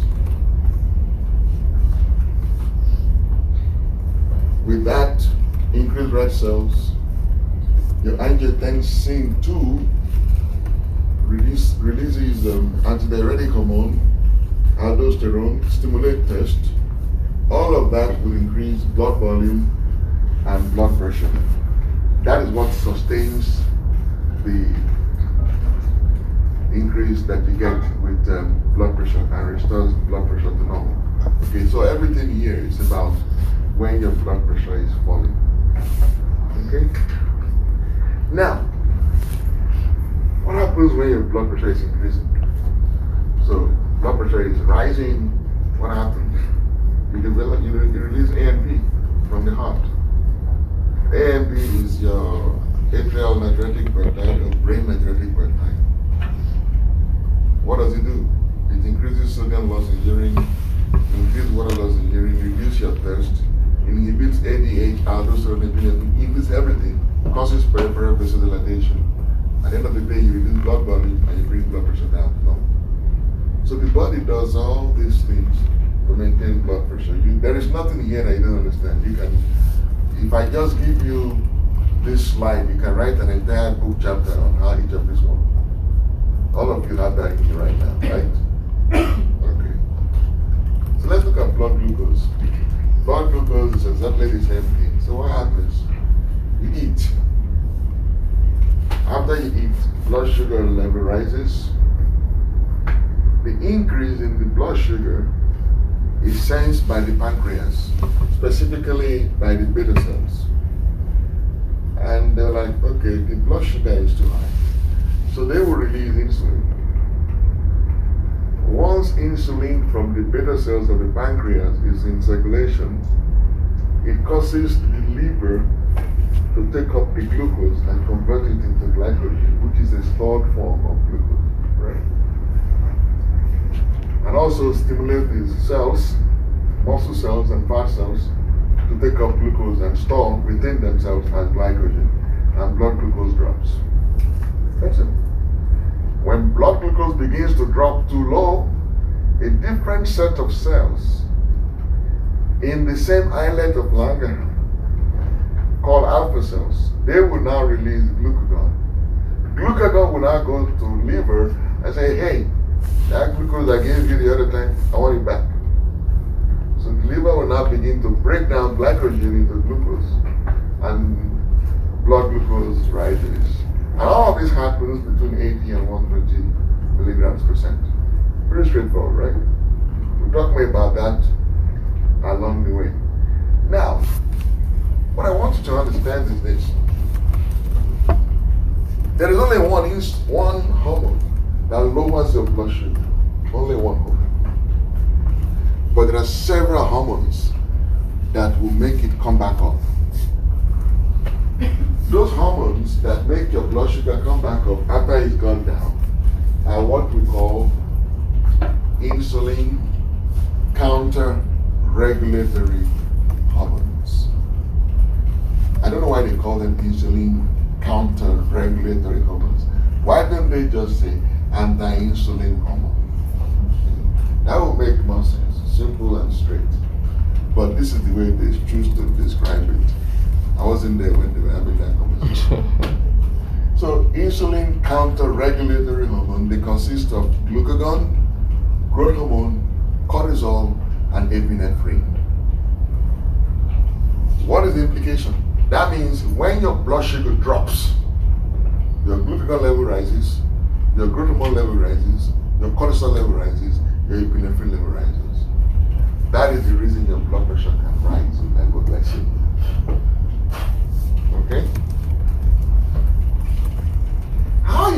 possible? How is it possible that all these hormones will respond to low blood glucose? Because there is a mechanism that makes sure that happens. So see what happens. When arterial glucose drops, the pancreas, the beta cells, they sense that blood glucose is dropping low. They shut off insulin from the beta cells. They turn on glucagon from the alpha cells. And this goes to the liver and stop glucose uptake and initiate glucose release. Right? But that is not the end of the story. The brain senses that too. The blood sugar is dropping. So the brain, the cortex, through the hypothalamus, tells the pituitary, I'm losing glucose. The pituitary will now respond with ACTH. That's how you get your cortisol, right? The pituitary responds from its own anterior pituitary through the growth hormone, right? But more importantly, see what the brain does also. It goes to the autonomic nervous system and says, hey, there is a problem, I'm losing glucose. When the body is losing glucose, the brain calls 911. The sympathetic nervous system is your 911 system of the body. That is why you don't take it lightly. If you're talking to somebody, or they say something is going on with them, and they break out in sweat, and their pulse rate starts rising, you should worry. Now, I was dizzy all weekend. My wife did not get worried until I started sweating. So no, we have to leave now. Because I've trained her to be like that. See, you need to train everybody around you. Know that whenever you're talking to people, something is going on. For as long as they're calm and they're able to talk to you, don't panic. When they begin to sweat and pulse begin to go up, that is it. The body is ready to call 911. You should just call 911. Okay? So the brain turns on the sympathetic outflow, and that is how you get your epinephrine. And then the sympathetic neurons, and then your acetylcholine. Right? You know, it was the 2019 class. There was somebody that asked me a question, say, why do people sweat when they have hypoglycemia, when they are supposed to have increased epinephrine? Because that's supposed to cause vasoconstriction, right? It's supposed to interfere with your ability to sweat. Why then do people sweat when they have hypoglycemia? You know why? Because the postganglionic sympathetic neuron to the sweat gland releases acetylcholine. Remember we talked about that? Yeah. Say it again. The reason people sweat when they have hypoglycemia is because the postganglionic neuron to the sweat gland releases acetylcholine. And that is also the reason that anticholinergics give you hyperthermia. Because once you block acetylcholine, you block the ability to sweat. And you can't go. Right? So extremely important. I ask this question a lot in your exams. I don't think anybody else does, because I don't even think many people realize I've thought about it. If somebody didn't ask me that question, and I dug, because you know the truth, for all these years, I never wondered why do people sweat when they're hypoglycemic. I just knew they did. But when I was asked, why are they sweating when they're supposed to turn on the sympathetic nervous system? Sympathetic nervous system is supposed to vasoconstrict. Under normal circumstances, you shouldn't sweat when you're vasoconstricting. Right? Sweating has to do with cutaneous vasodilatation, increased blood flow, right? Why do you sweat when you turn on the sympathetic nervous system? It's because the postganglionic neuron to the sweat gland specifically releases acetylcholine. Right? All right, so you see all that happens, and then what happens? It goes to the kidney, epinephrine goes to the kidneys, increased glucose production, goes to the muscles, all of this goes to the muscles, cause them to release the glucose in them, and blood glucose comes to normal. So the reason I put this slide here, and I really like it, is 2 points. Make a note of these 2 points. Acetylcholine is your effector hormone to the receptors. And secondly, the brain responds to hypoglycemia. That's why you get all those counter-regulatory hormones. The body cannot afford to have low blood glucose. It needs it for survival, and it's wired to respond with everything it has whenever blood sugar drops. Got that? Excellent. So that's all about glucose. Let's talk about calcium. Calcium, again, another important element in the body that the body does not fool with. So, how does that work? When calcium level rises, there are these glands beside the thyroid gland. They call them parathyroid because they are beside the thyroid, like paramilitary, right? And they release calcitonin. And what calcitonin does is to cause the calcium to be deposited in the bones, right? And cause it to be filtered in the urine so you can lose it. The idea is to bring the calcium back down. When your calcium begins to go too low, then they release the same cells, parathyroid glands, the chief cells in the thyroid are the ones that release calcitonin. Then the parathyroid cells release parathormone. That is the one that now goes to the bones and causes the calcium to be released from the bones. All right? Correct my mistake. The thyroid gland releases calcitonin, specifically the chief cells. The thyroid gland releases calcitonin. The thyroid gland releases calcitonin. I repeat, the thyroid gland releases calcitonin. Sorry, I'm confused. What's the problem? The thyroid gland releases calcitonin. Right. The thyroid gland releases calcitonin. You got it? I think you made a mistake. That's why I was like, what's the mistake? Because earlier I said parathyroid. Oh, did you? Okay. So he has selective hearing. He screens out wrong information. Yes. So the parathyroid hormone then release calcium from the bone and increase the absorption from the kidneys and the gut, and the calcium level goes back up. This is a very simple schematic stuff. It gets really complicated in subsequent lectures, but this is all I need to know right now. Now we're really getting into the real deal. Blood oxygen content. The body cannot afford. You see, 2 things that the body turns on everything for is glucose and oxygen. So now let's talk about oxygen content. But before I go here, any questions now? Because I'm taking you a little bit deeper now in the bag. Everybody good? Mm-hmm. Excellent. So let's see. The amount of oxygen in your blood is what we call blood oxygen content. It is actually a product of your hemoglobin capacity and the oxygen saturation.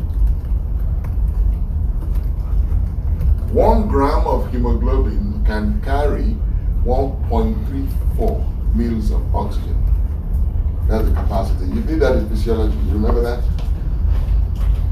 So an average adult has hemoglobin of 15 grams. So 15 grams of hemoglobin can carry 20 mils of oxygen in every 100 cc of blood. Can you imagine the amount of blood, the hemoglobin in your blood? 20 mils in every 100 cc. Do you have an idea? Do you know how many tanks of oxygen that will be in your whole blood body? There is a lot of oxygen in your blood. And that is an equivalent of about 200 mil in every liter. 200 mil in every liter of blood. The cardiac output is about 5 liters. That means in every cardiac output from your heart, you carry 1 liter of oxygen. Not your blood volume, just cardiac output. All of this slide, I made all this calculation just to make the point to you that we are really oxygen breathing species. We need oxygen. It matters how we deal with the ozone crisis. We're going to mortgage the future of our children if we don't respond to that crisis the proper way. Because we do need oxygen.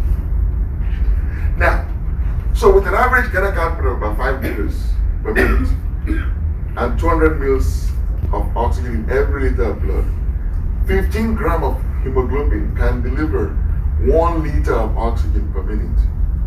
So that is what hemoglobin can deliver. When hemoglobin is 100% saturated, that means all its sites are filled. It's called 100% saturation. The oxygen content equals the capacity of the amount of hemoglobin in the blood.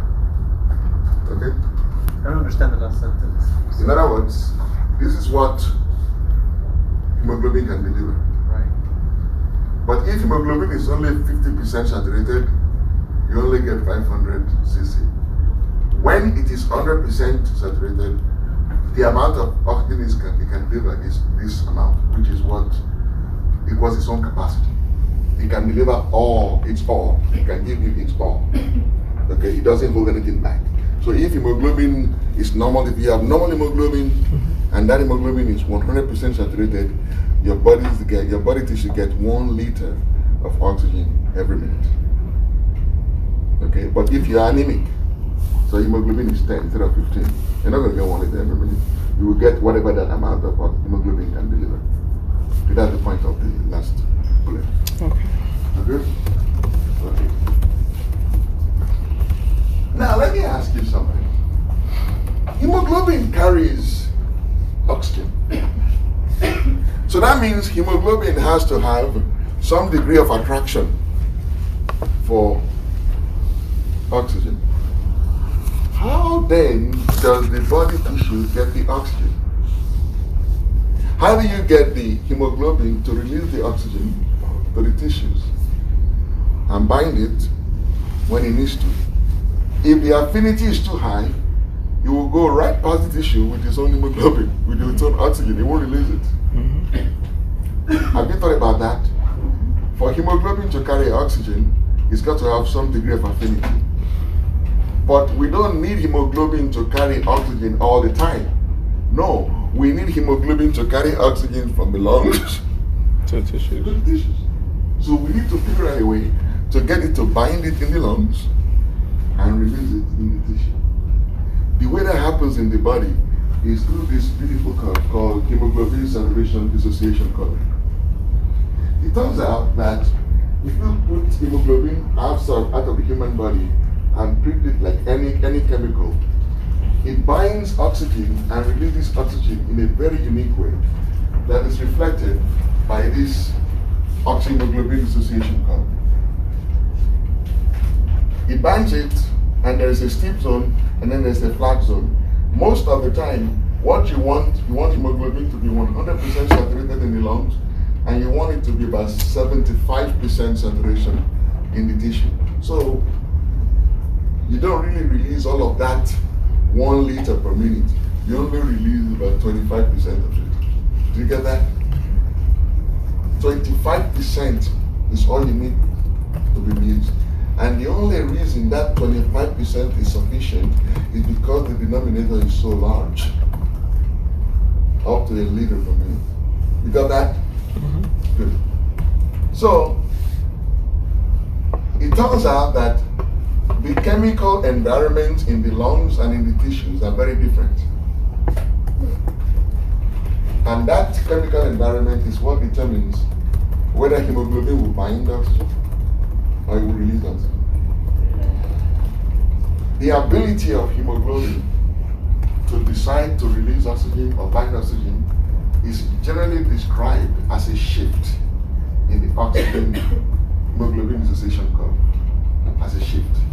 So we talk about things that will shift the curve to the right and things that will shift it to the left. A right shift generally means reduced affinity. It generally means that you need a higher level of partial pressure of oxygen to bind the same amount of oxygen, right? So put your eye on the 50, for instance. At 50 saturation, you need about VO2 of 28, 30 or thereabout, right? When you shift the curve to the right, We're you learning about notice that hypoxemia. you can actually, with increase at the same level of 30, you can increase. What am I talking? A right shift means that, sometimes when you try to oversimplify stuff, you get complicated too. A right shift generally means reduced affinity. Reduced affinity means less pressure, partial pressure of oxygen is needed for hemoglobin to bind oxygen. So what I'm trying to say to you is, at 50, I want you to look at the partial pressure axis between the right shift and the normal shift. You notice that at 50, from 30 to 40, you're still able to bind at 50, right? So say at 50, over here is 30, over here is about 35, right? So you don't need, increasing the pressure does not make you bind more. The amount of binding that you get is actually more at the same level of partial pressure with reduced affinity. Do you understand what I'm saying? I'm really confusing you now. Let me draw it.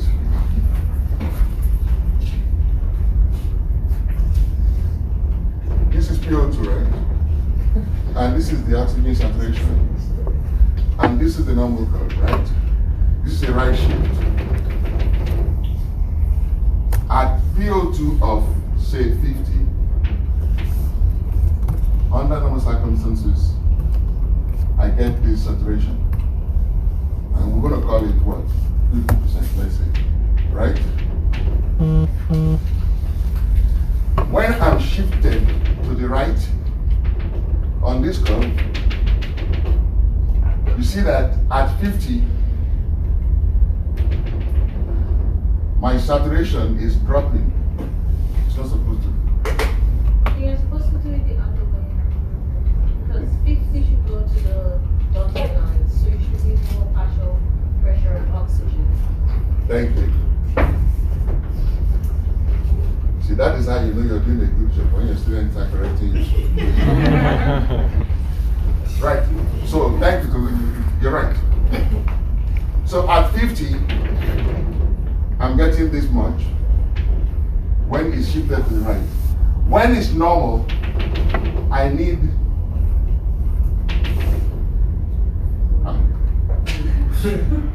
I don't know.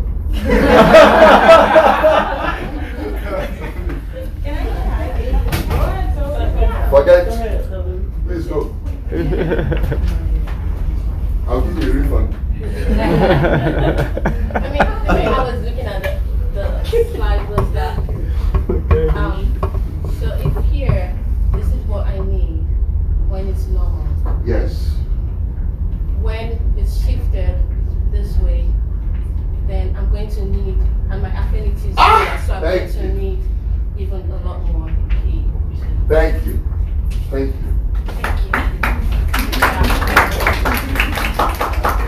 So basically, when you have reduced affinity, you need higher level of partial pressure of oxygen to maintain the same level of saturation.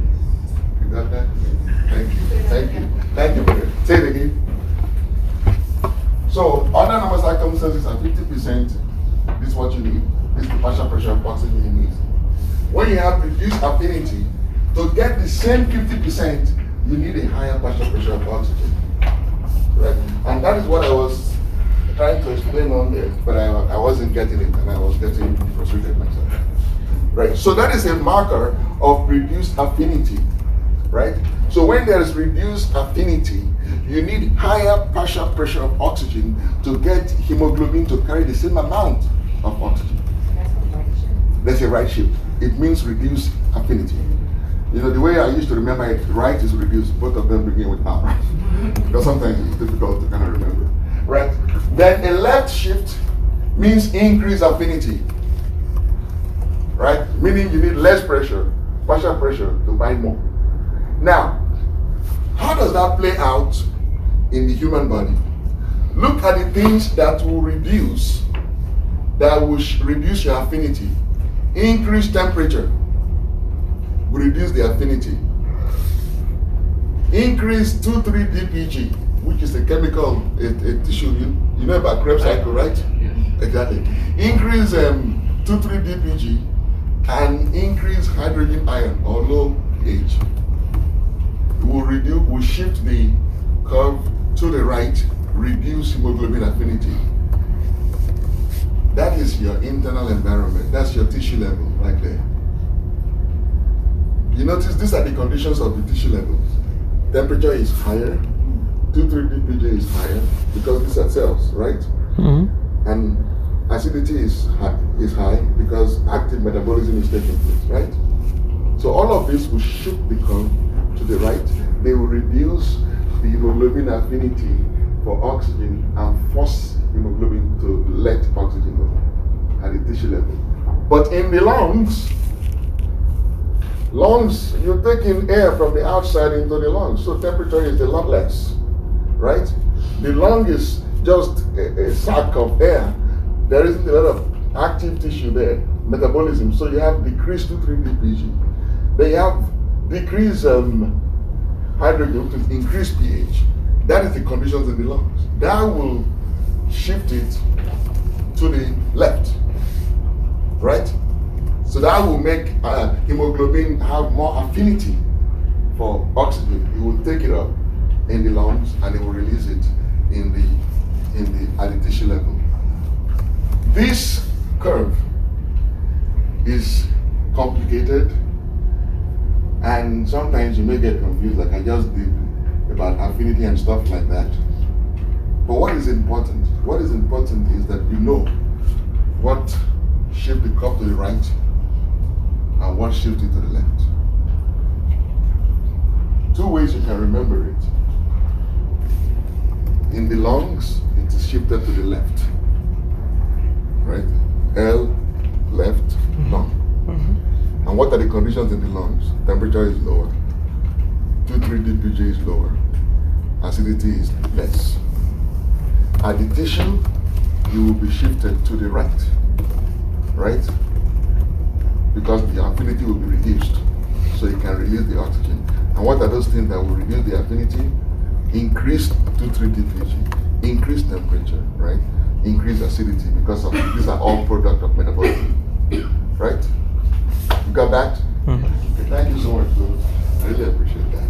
I think what I've done. So Yes. the right shift. So basically, like exercise would cause a right shift.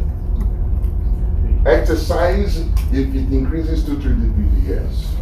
Yeah. Because it increases temperature. Yeah, if it increases temperature, increases 2,3 DPG, especially if you're exercising intensely, where you're getting into anaerobic metabolism, yes, that's correct, yes. And because the oxygen needs to go to the tissues, so Yes. the affinity decreases. That's correct. So then the pressure has to be higher for it to be Partial pressure of oxygen. high, so it can be saturated. No. More The saturated. reason we needed to change the hemoglobin affinity is because the partial pressure of oxygen is constant in the body. We cannot change the partial pressure of oxygen as such. Okay, there is only 21% of oxygen in the atmosphere. We're not going to be able to increase it to 50 just like that for an average person unless we're in the hospital. So the only thing we can really shift, the only thing the body can shift is hemoglobin affinity for oxygen. You understand that? So that is why, otherwise we don't need to mess with the affinity, we just give more oxygen. Right? Wendy? I was asking, do you need all three of those factors to be? No, any one of them can shift it. Okay. Yeah, any one of them can shift it. Right? Are you clear? Yeah. If someone moves to a place that has high altitude, like the climbing of Kilimanjaro, that affects the 2,3 DPG. Yes, it will affect the partial pressure of oxygen. Right? It will affect the partial pressure of oxygen. And that is why you always get sick when you go to Colorado or to Kilimanjaro, because you're dropping partial pressure. And so does your body get used to that? Yes, over time, you will increase more hemoglobin, you will shift the appropriate the hemoglobin, you will begin to actually increase the affinity of hemoglobin for oxygen because of low partial pressure, right? You form more. There is a lot more to this. The affinity of hemoglobin also changes with the body pH, the hydrogen ion. Remember, when you go to high altitude where partial pressure of oxygen is low, right, you get less oxygen. You become a little bit more anaerobic in your metabolism. You create a lot of hydrogen ions, and you will shift the hemoglobin saturation curve to help you survive in that phase if you linger long in that place.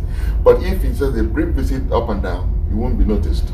But if you stay there, over time you will acclimatize and you'll be able to accommodate it. But if you just travel there very quickly, like you get on a flight now to Colorado and you stay there, you'll get sick. If you're from Los Angeles, you'll get sick for a few days, and it will be really bad. Right? So partial pressure of everything I just told you about hemoglobin dissociation curve is about partial pressure constant in a particular zone where the partial pressure is constant. The hemoglobin dissociation curve will shift to the right or to the left to make hemoglobin release oxygen at the tissue level and pick it up by the lungs with the same partial pressure of oxygen. When you change levels of altitude, you change partial pressure of oxygen, other set of issues set in. I don't want to muddy the water. It's already cloudy right now. Are we good? Good.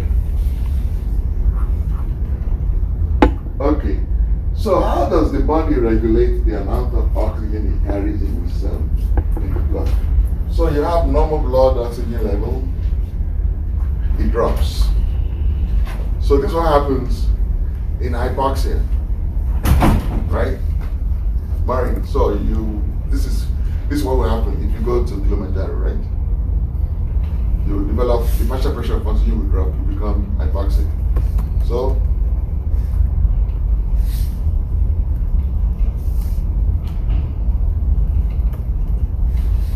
and that can happen because you lose red cells. It can happen because you lose hemoglobin or because you went on a high altitude, right? All of that will cause you to have hypoxia, right? What is the type of hypoxia you will get when you are on Mount Everest? Alveolar hypoxia, right? Okay, so that will give you low partial pressure. You know what will happen? The kidneys will respond to that if you stay there long enough. The kidneys will respond to that by releasing erythropoietin. And erythropoietin will increase the red cell production from the marrow. And that will increase your hemoglobin oxygen carrying capacity in an attempt to restore that balance. You got that? Mm-hmm. Good. Maureen, can you come back in? That answer your question, right? Are we good? Excellent. Now, carbon dioxide is a very important gas, and the body regulates how it is transported because carbon dioxide is directly linked to acid production in the body. So this is a very good scheme for how carbon dioxide is transported. So what happens is, at the cellular level, the body cells, they take up oxygen and they release carbon dioxide, right? That carbon dioxide that is released goes inside the red cell. Some of it goes inside the red cell. A lot more of it inside the red cell. Some of it dissolve in plasma, depending on the solubility coefficient, right? But that's only about 7%. Over 90% of it goes inside the red cell. Once inside the red cell, about 23% of it is bound by hemoglobin. Are you with me? So you notice that hemoglobin is not just carrying oxygen from the lungs to the tissue. What it's actually doing is releasing carbon dioxide in the lungs and picking up oxygen, and at the tissue level is picking up carbon dioxide and releasing oxygen. Okay? So 23% of that carbon dioxide is bound by hemoglobin. Majority of it, 70% or more of that carbon dioxide dissolves in water and under the influence of carbonic anhydrase forms carbonic acid. And that carbonic acid dissociates into bicarbonate and hydrogen ion. And the hydrogen ion is immediately buffered, picked up by the same hemoglobin.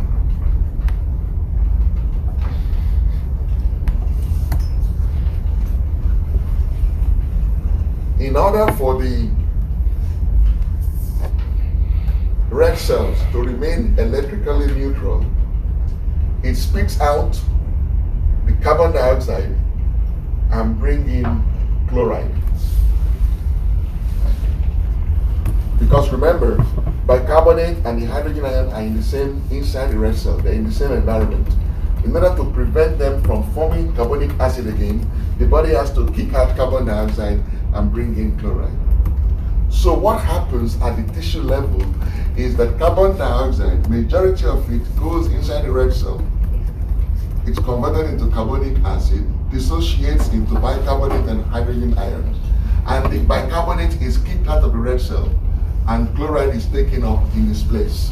That intake or influx of chloride into the red cell is what is called the chloride shift. So that is how carbon dioxide is dealt with. Now it gets to the lungs. Once hemoglobin realizes it's in the lungs, you know what happens? The red cells in the lungs, they spit out the chloride and they pick up the bicarb. And in the lungs, carbonic acid is formed, right? And because there is a little bit of a less carbonic anhydrase activity in the lungs, instead of staying as carbonic acid, it now dissociates into carbon dioxide and water. And that is why if you breathe out in the mirror, you can have a mist in the mirror. Because it's not just carbon dioxide you breathe out, it's carbon dioxide and water. Okay? That is how carbon dioxide is transported. You will understand why this is so critical to acid-base disturbance. But I hope you can appreciate the fact that carbon dioxide and bicarbonate in the body, they're really the same thing. That's why if you look in basic panel, in some blood test, bicarbonate is reported as carbon dioxide and bicarbonate, and on some panel is reported as bicarbonate. The appropriate way to report it is bicarbonate. Okay? Everybody clear with this?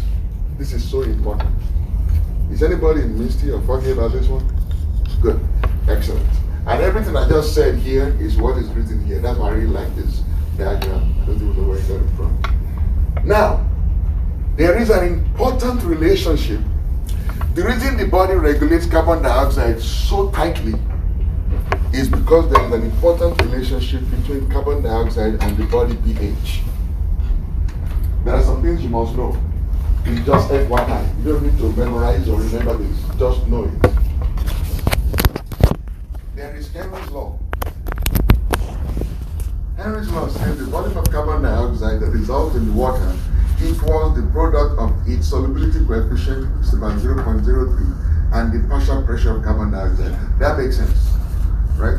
How much carbon dioxide dissolved in the water depends on the amount of carbon dioxide and its partial pressure, and how soluble is carbon dioxide in water.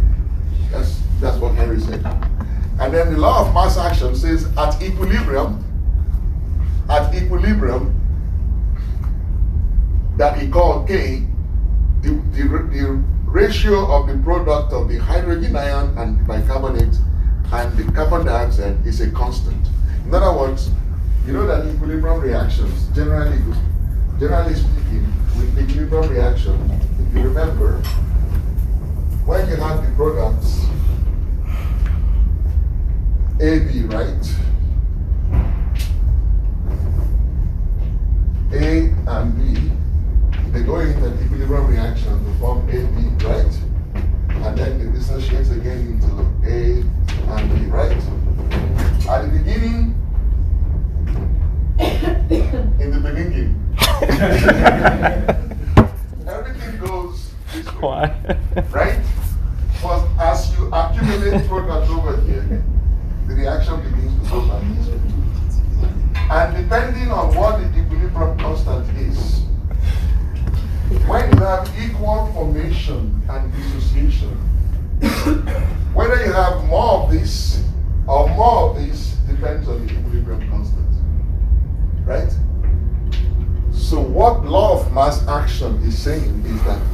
At equilibrium, the ratio of the reactants and the substrates, when it is at equilibrium, that ratio is exactly what that equilibrium constant is.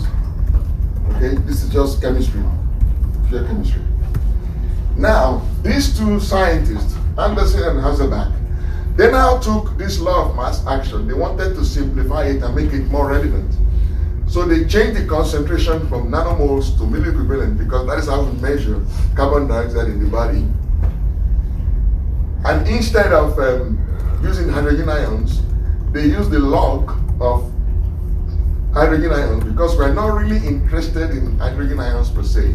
We're interested in the pH, right? So in order for us to get at pH, they did the mathematics and they say, you know what, this is what it is.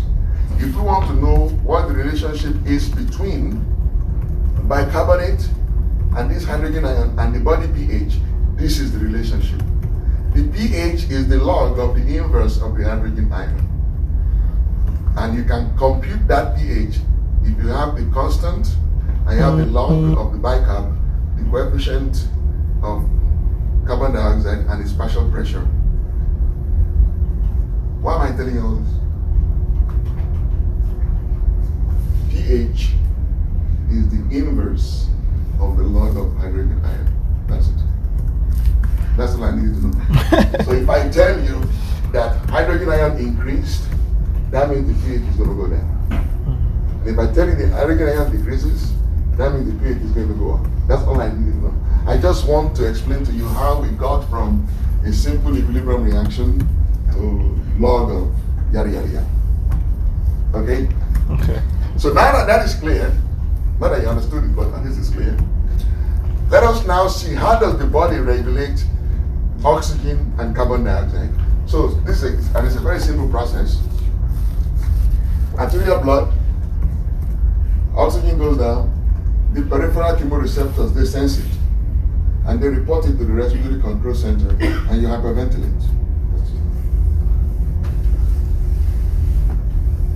When carbon dioxide is going up because you're not breathing, you're going to form carbonic acid. Carbonic acid is going to dissociate into bicarbonate and hydrogen ion. You're going to get increase in hydrogen ions and get a decrease in pH. Again, you're going to get the same response. And because carbon dioxide can diffuse into the cerebrospinal fluid, the same process will be replicated inside the CSF. And the central chemoreceptors can also detect that and increase ventilation. You got that? Listen, folks. I cannot afford for you to be sleepy now or get confused. So I need you to wake up. I'll have you stand if I have to, because we're getting into this very complicated subject in the next 30 minutes. And the understanding of this basic framework is so critical. So please make sure you hang close. Now,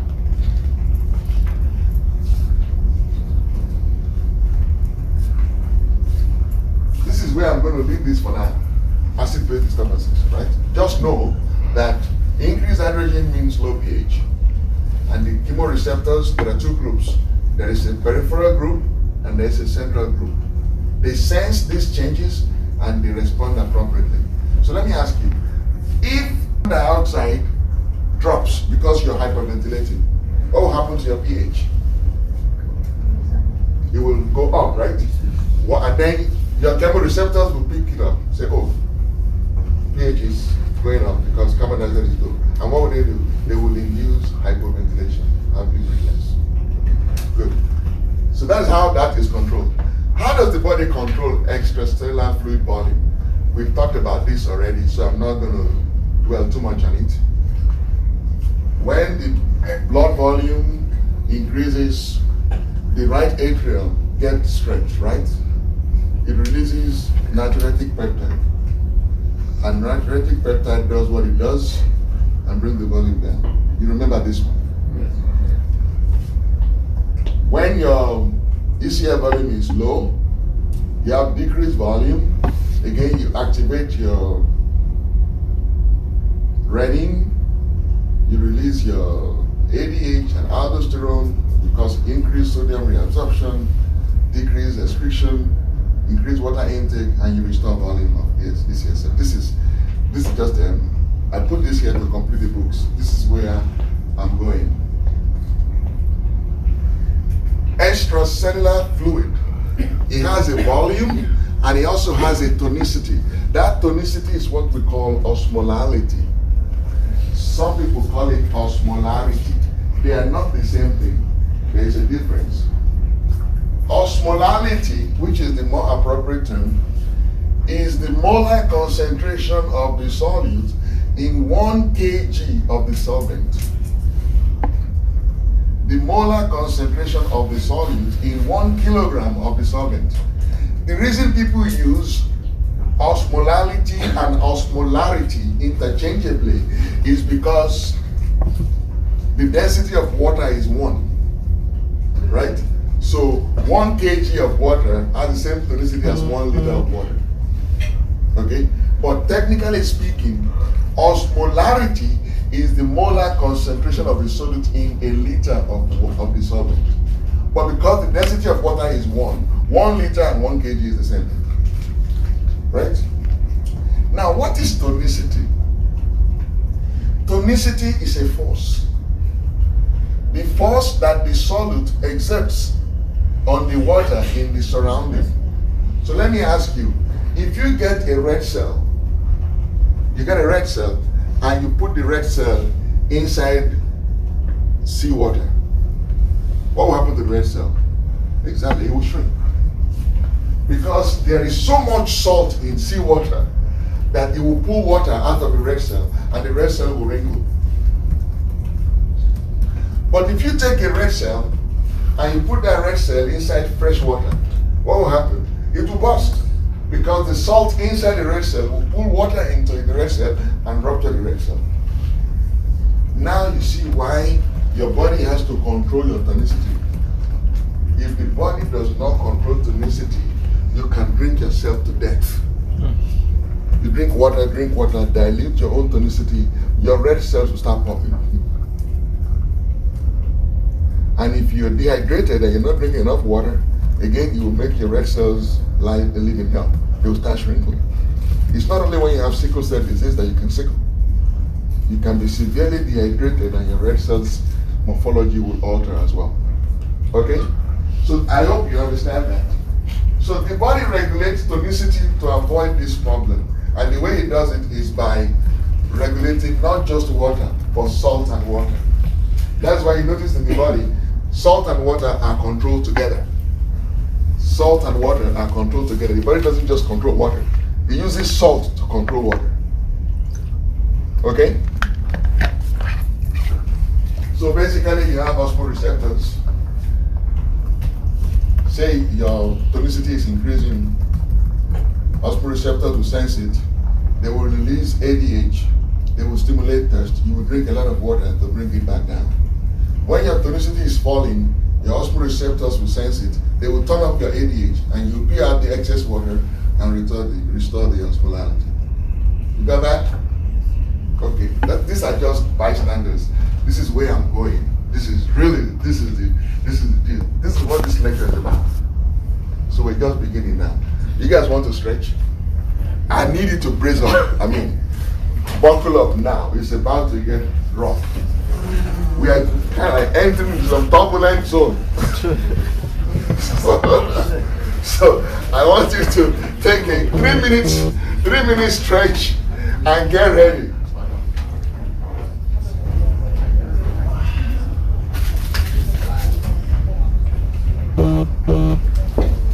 It's only 3 minutes, folks. Because I have to finish. You guys have a class at 10:30, right?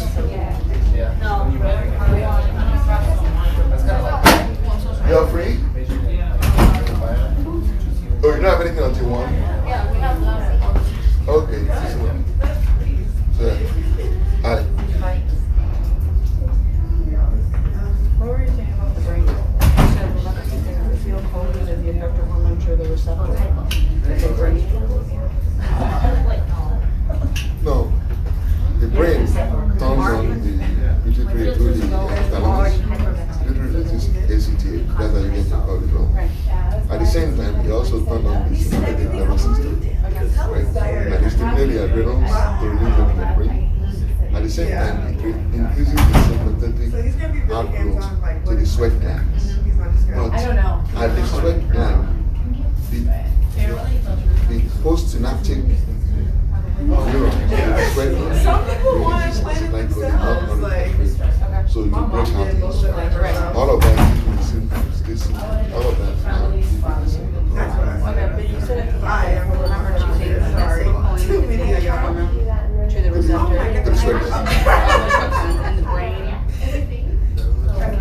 No, I said, why do people break out in sweat when their blood sugar goes down? Because exactly, acetylcholine released at the receptor at the sweat gland. Okay, that's all. Okay. That's all.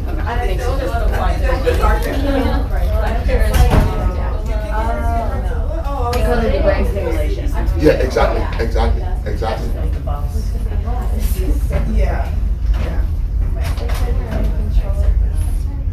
My family's just too old.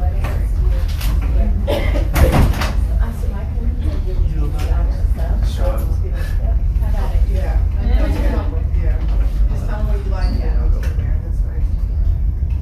So my mom already has to play down on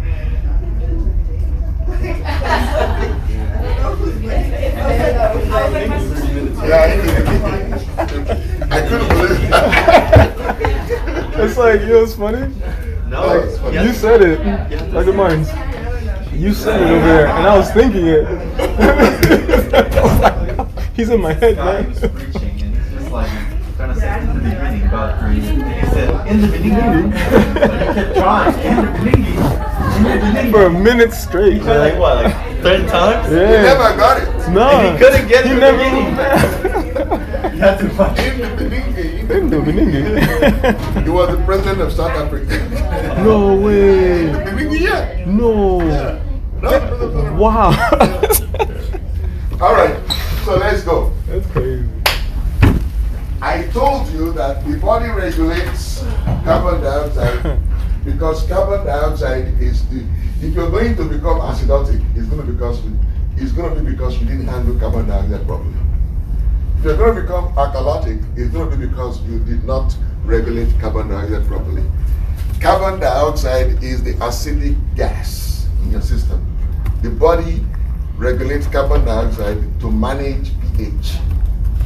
Okay? So, it's not as if, so let me ask you, when you introduce an acid into the system, say you eat beans, and you introduce an acid into the system, if it was given to you through intravenous injection, it would be in your ECF. Immediately, your carbonic acid bicarbonate buffer system will sense that and pick that up. But the impact of it on the intracellular, of course, ICF is intracellular fluid, ECF is extracellular fluid. The impact of it on the body tissues will be taken care of by a different set of buffer systems. Do you know what buffer systems are? Buffer systems are chemical systems that neutralize the impact of acidity in the environment. So if there is a buffer anywhere, you introduce an acid, you will make sure that it takes on the acid without allowing you to alter the pH. Right? That's what a buffer does. So in the body, we have three major buffer systems. You have the phosphate buffer system, actually a little bit more than that. We have the phosphate buffer system, we have the protein buffer system that is divided into the hemoglobin buffer system, the amino acid buffer system, and the plasma protein buffer system. Those are all protein buffer systems. And then you have the carbonic anhydrase buffer system. Remember what I told you, a buffer system is a chemical that allows you to put acid in a place without changing the pH of that environment. Okay? Now, all of this buffer system, how come amino acids can act as buffer system? Because amino acids carry this functional group. Right? They carry this amino group. And this amino group can take on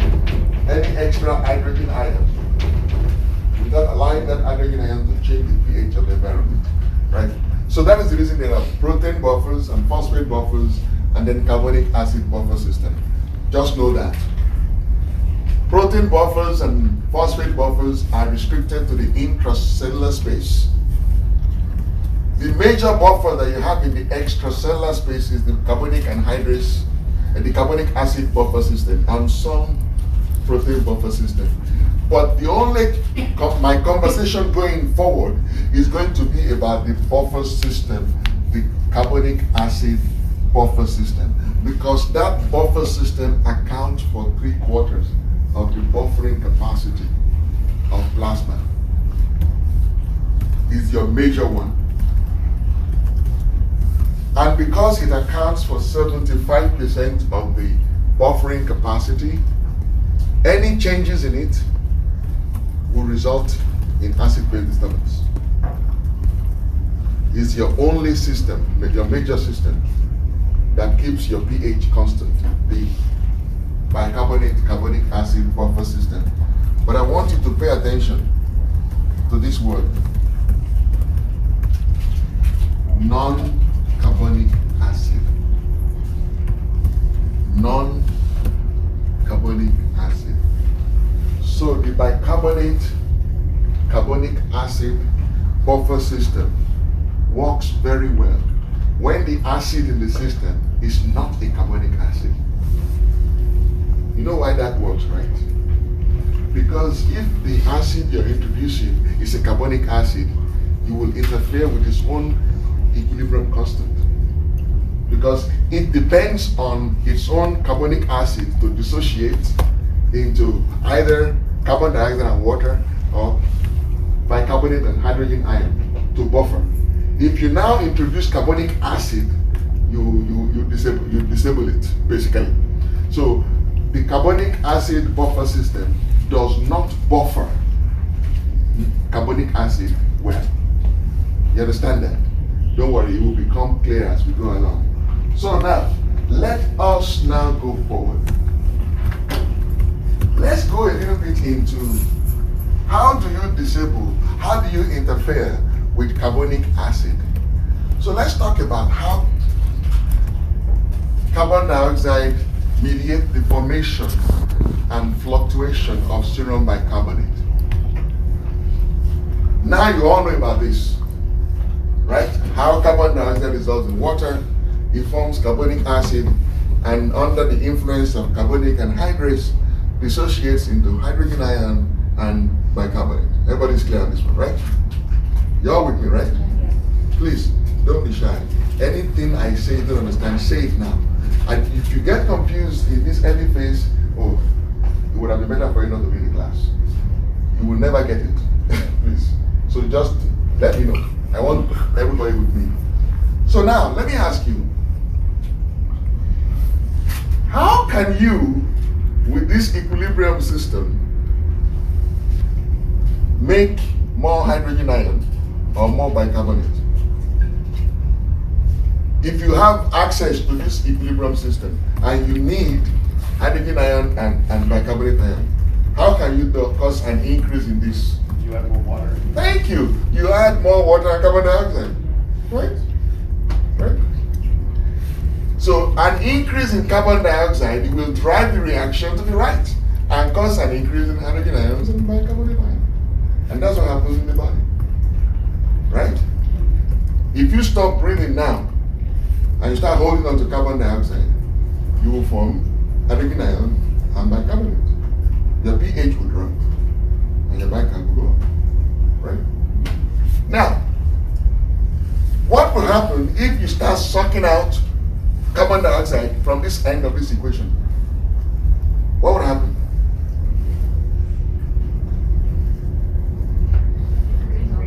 What would decrease? Bicarbonate. Thank you. If I start taking out carbon dioxide from this end, by nature of this equilibrium reaction, it will try to replace what I'm taking out because it has to maintain this equilibrium constant. Right? So if I start taking out carbon dioxide, the direction of the equation will shift. It will start sucking up carbon dioxide and hydrogen ion, trying to replace the carbon dioxide I'm taking. That is why a decrease in carbon dioxide will drive this reaction to the left and cause a decrease in hydrogen ion and bicarbonate.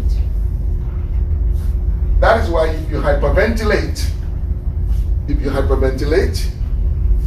you blow out your carbon dioxide, what happens to your serum bicarbonate? It drops. And your pH goes high. Right? You got that, right? Excellent.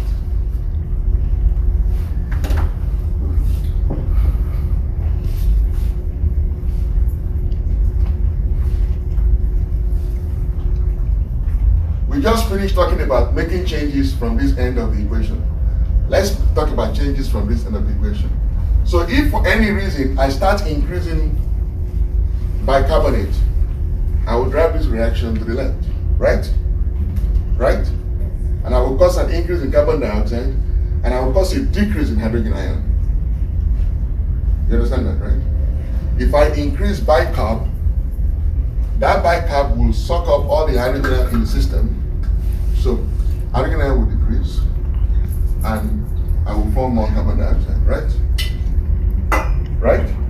Good. And if I decrease, so an increase. Now if I decrease bicarbonate, take it out, I will drive the reaction to the right, right? I will cause a decrease in carbon dioxide, and I will cause an increase in hydrogen ion. Right? Good. If you can understand that, and you can imagine it, and be free with it, then you're almost home.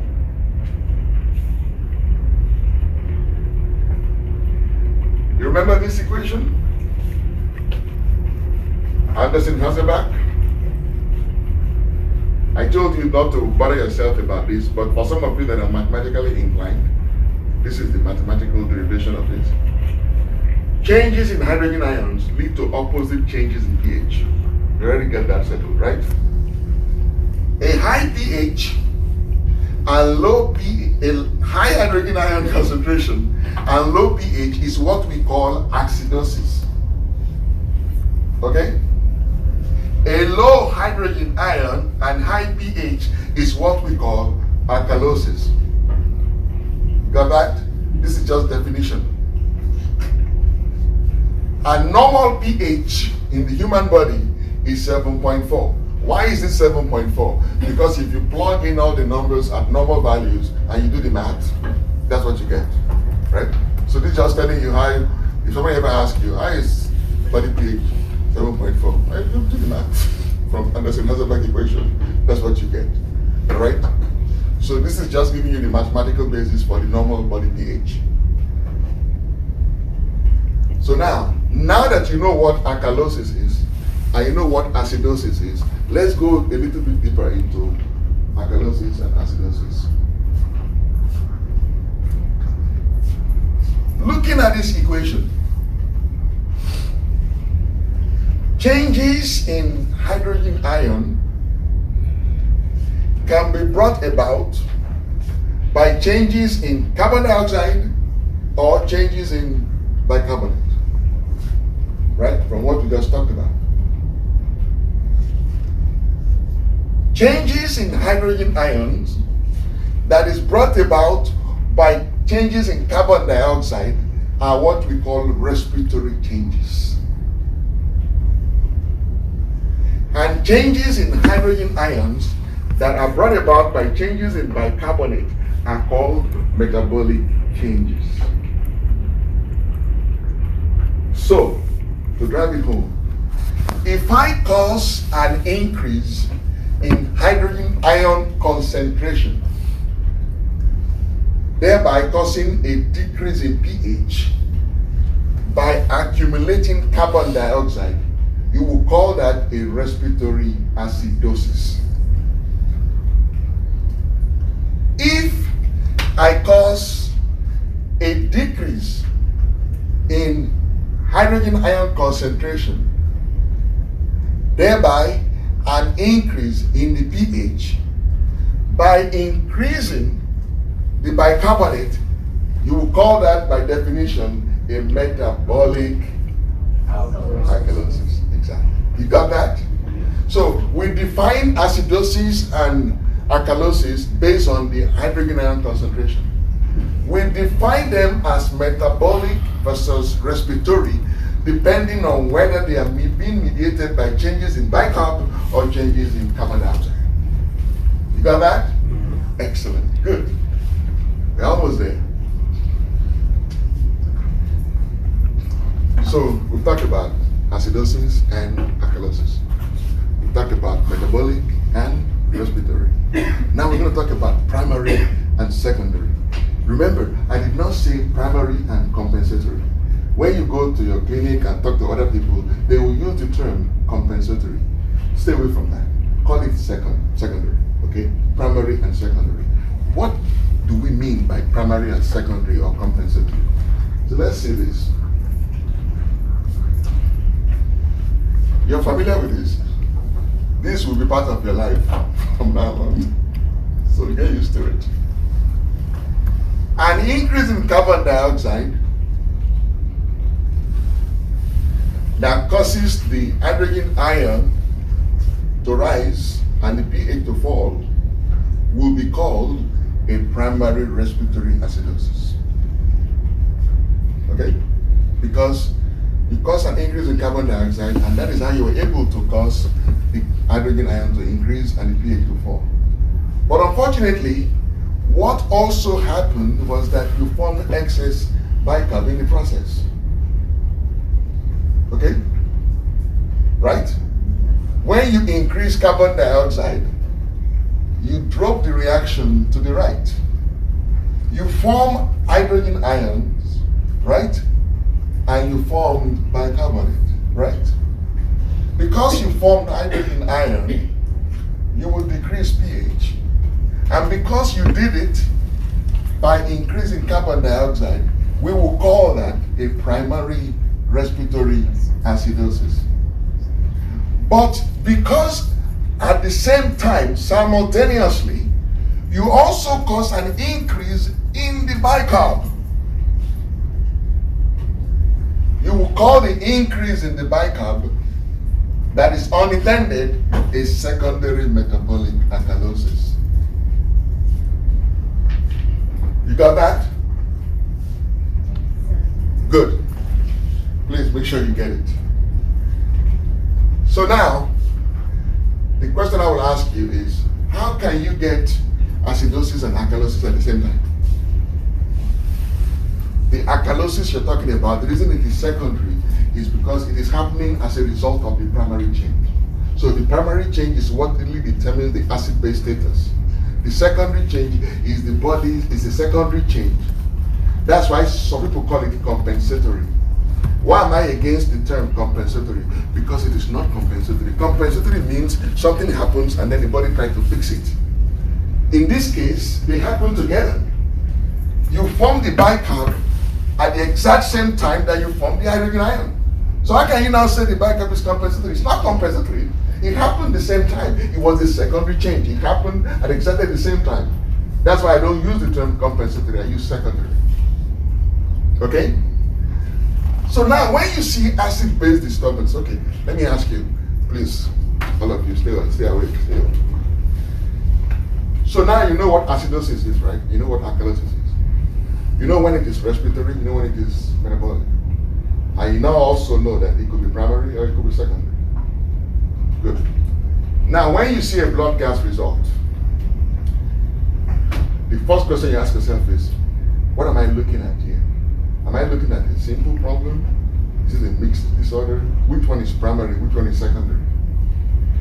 It is so confusing that everybody has their own little way of remembering stuff, and it becomes really, really complicated.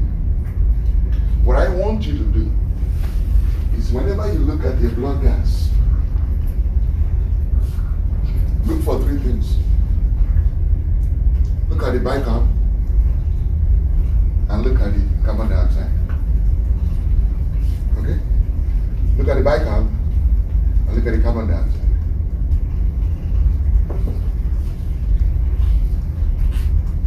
If the bicarb and the carbon dioxide are both going up, that means means you're dealing with a simple acid-base disorder. If both the carbon dioxide and the bicarb are both going up, most likely you're dealing with a simple acid-base disorder. And depending on what the pH is, you will call one of them primary and you will call the other secondary. Let me give you an example.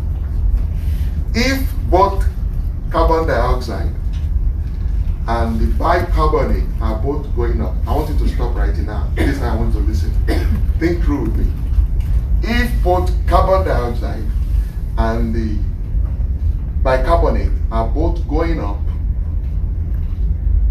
depending on what the pH is, if the pH is high, you will call it a primary metabolic alkalosis and a secondary respiratory acidosis.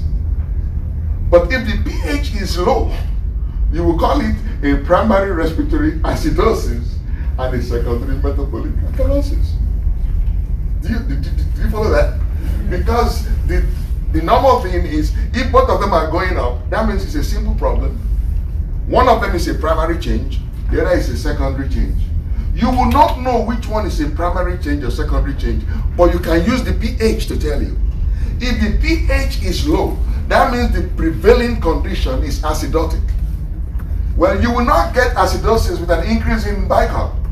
So it's got to be a respiratory acidosis, and that increase in bicarb is got to be a secondary metabolic alkalosis. But if the pH is high, I will not get alkalosis with an increase in carbon dioxide. No, I will get an acidosis. That means the primary disorder is a metabolic alkalosis, and my respiratory acidosis is actually a secondary disorder. You got that? Good. Good. So, if they are going in the same direction, you have a simple problem.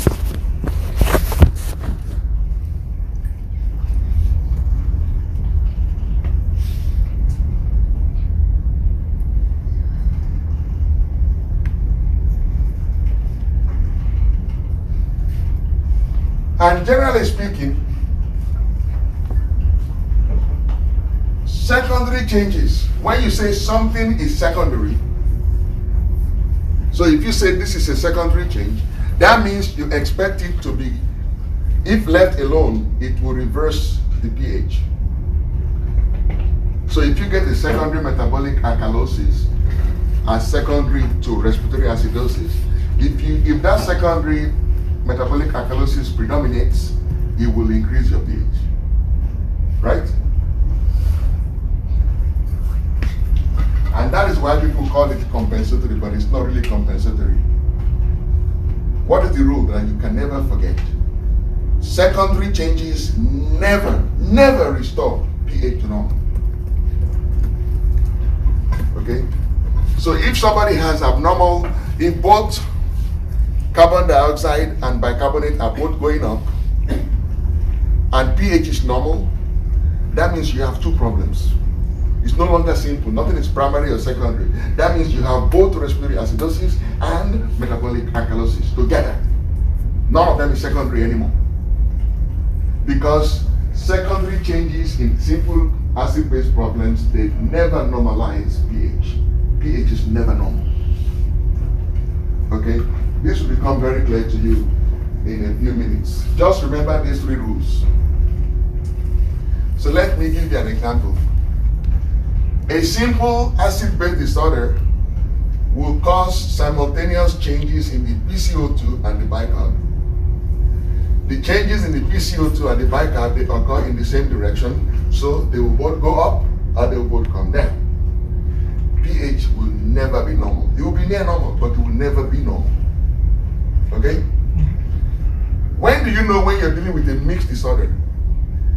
Anytime you see an abnormal change in PCO2, pH or bicarb, and there is nothing else. In other words, pH alone is abnormal and everything else is normal, or PCO2 is abnormal and everything else is normal, or bicarb is abnormal and everything else is normal. That does not happen. That means your patient has a mixed disorder. A mixed disorder is where there are two processes going on at the same time. An acidotic process and alkalotic process. It's not that far-fetched. Let me give you a good example. People that smoke, they have COPD, they also have hypertension. They take diuretics. Diuretics, one of the side effects is metabolic alkalosis, right?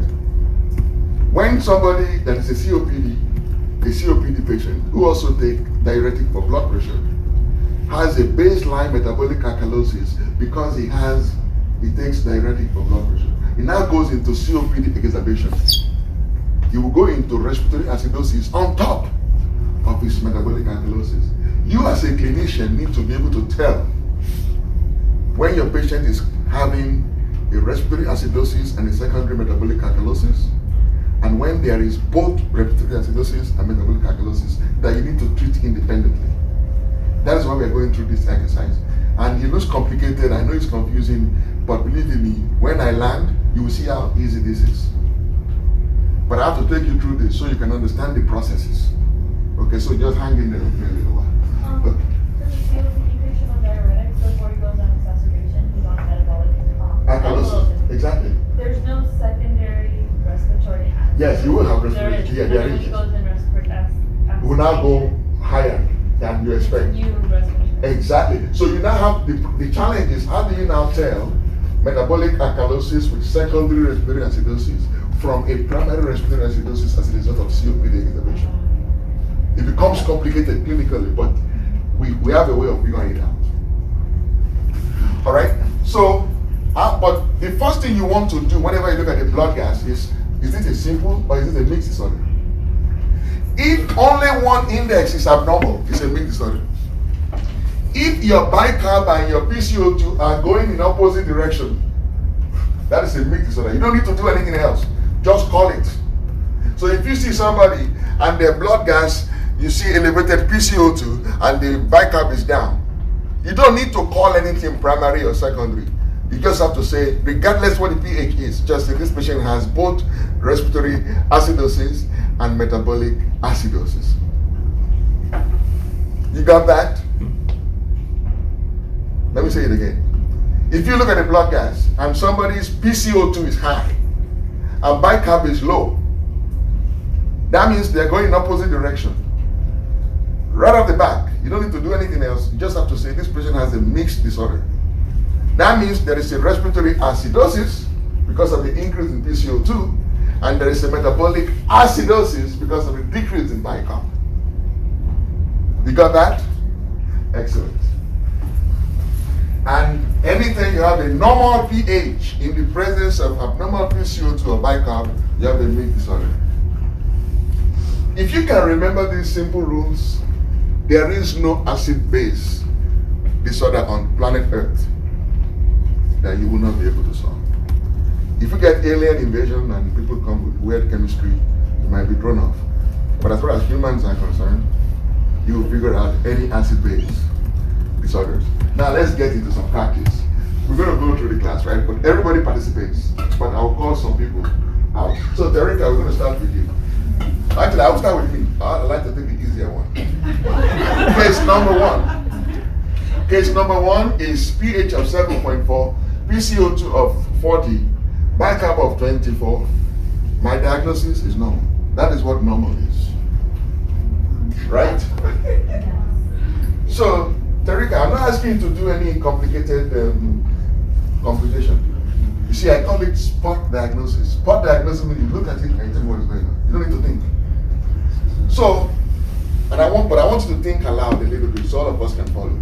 So this case number 2, do you think it's a simple or a mixed disorder?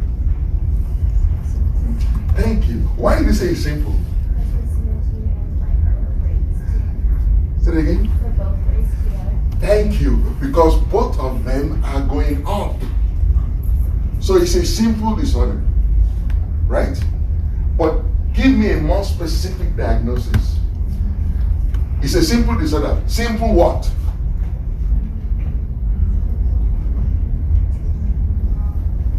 pH is high too, so Good. The way you will know whether it's acidosis or alkalotic is you look at the pH. She said pH is high, so that means it's an alkalotic. So what is it then? It's a simple metabolic alkalosis with a secondary respiratory acidosis. You got that? Did everybody get that? This is a simple disorder. The reason it's a simple disorder is because both bicarb and the PCO2 are going in the same direction. They're both going up. So that's how we made the decision that it was a simple disorder. Now, what kind of disorder is it? Is it acidosis or alkalotic? We look at the pH. Because the pH is high, that means it's alkalotic. We now come back here. Will increased PCO2 give us alkalosis? No.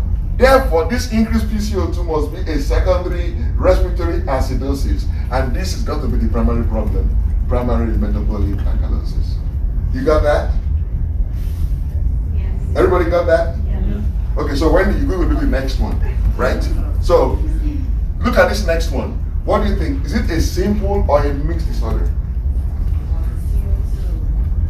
PCO2 is going down, and bicarb is going down. No, they're both going in the same direction. So it's simple. Because they're going in the same direction. So it's a simple disorder. Now, is it an acidosis or an alkalosis? You look at the pH for that. So pH is low. So what is it? Good. Now, you say it's a simple disorder. You said it's acidotic. Now, call it out for me. Give me a more specific diagnosis. So you will say this is a simple metabolic acidosis with secondary respiratory alkalosis. Wait. Yes, because the bicarb is the one driving it. The pH? No. You said it's a simple disorder because both the bicarb and the PCO2 are going down. They're going in the same direction. I asked you, is it an alkalosis or an acidosis? You said it's an acidosis. And you came to that decision because the pH was low. Now you said it's a simple disorder. It's an acidosis. Now the question is, we now have to look at these two and determine which one is primary, which one is secondary. Which one is the problem, which one is trying to fix the problem. Would a decrease in CO2 ever give you acidosis? It will never. So that means this decrease in CO2 is trying to fix the problem. The problem has to be the metabolic acidosis. So you will call this a simple metabolic acidosis with secondary respiratory alkalosis. So once you decide that this is acidosis, you now look at these two change and say which one is driving this pH. The one that is likely to be driving this pH is the decrease in bicarb. That's why, since it's bicarb, it's got to be a simple metabolic acidosis. So the one that drives the acidosis is considered the primary? Yes, the one that is driving the acidosis is the primary. So then what I'm saying is to somebody, I have to say the secondary part. Exactly. You have to say, if you're reporting this, you will say this is a simple disorder. It looks like a simple metabolic acidosis and a secondary respiratory alkalosis. The reason you have to say that is because it is an acidosis. And you know that a decrease in PCO2 will never give you acidosis. It will always give you alkalosis. Oh, so that's why you don't necessarily mention the primary part. You just will say simple with secondary. Exactly. Once you identify the primary disorder, you treat the secondary disorder as the second disorder as a secondary.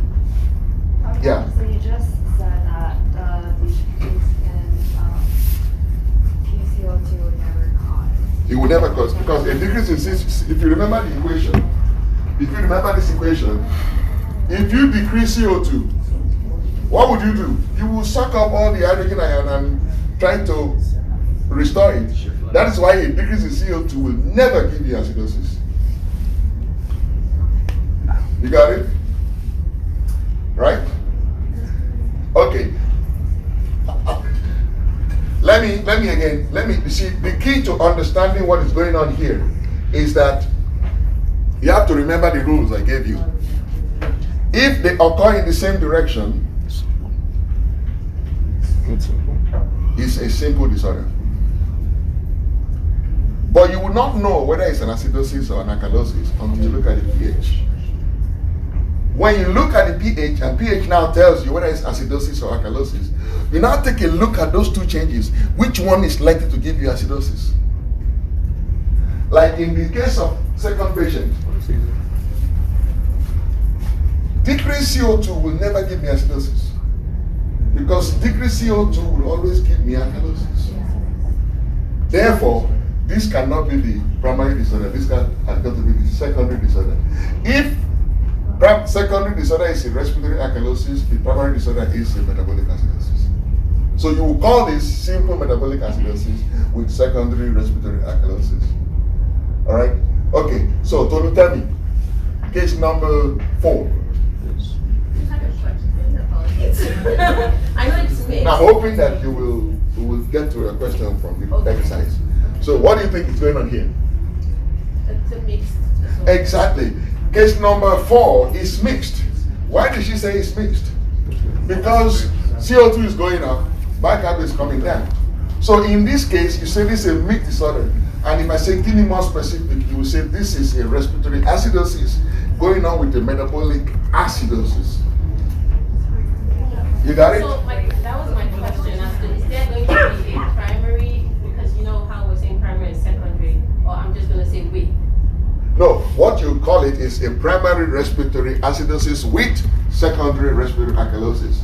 So how do you know which one is happening first in the mixed disorder? In a mixed disorder, it does not matter which one is happening first. You can't figure it out.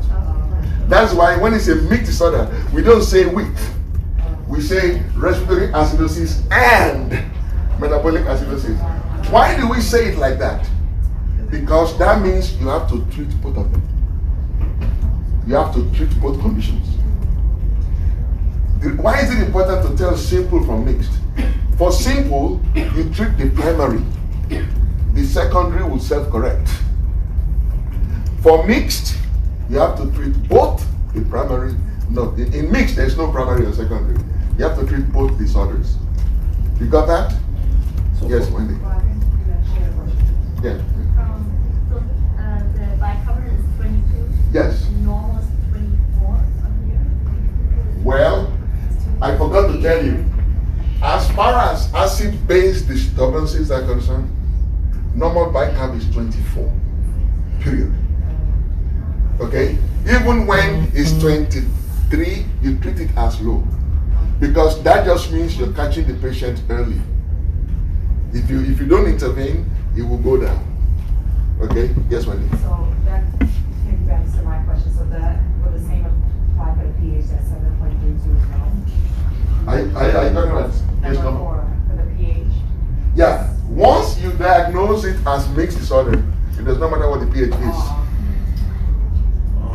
Remember, the pH was only to help you decipher which one is primary and which one is secondary in a simple acid-base disorder.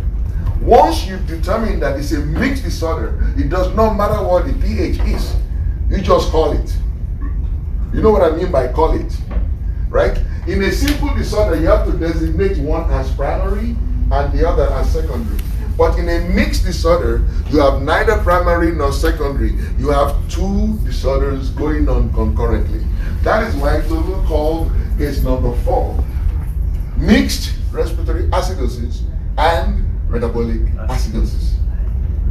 You got that?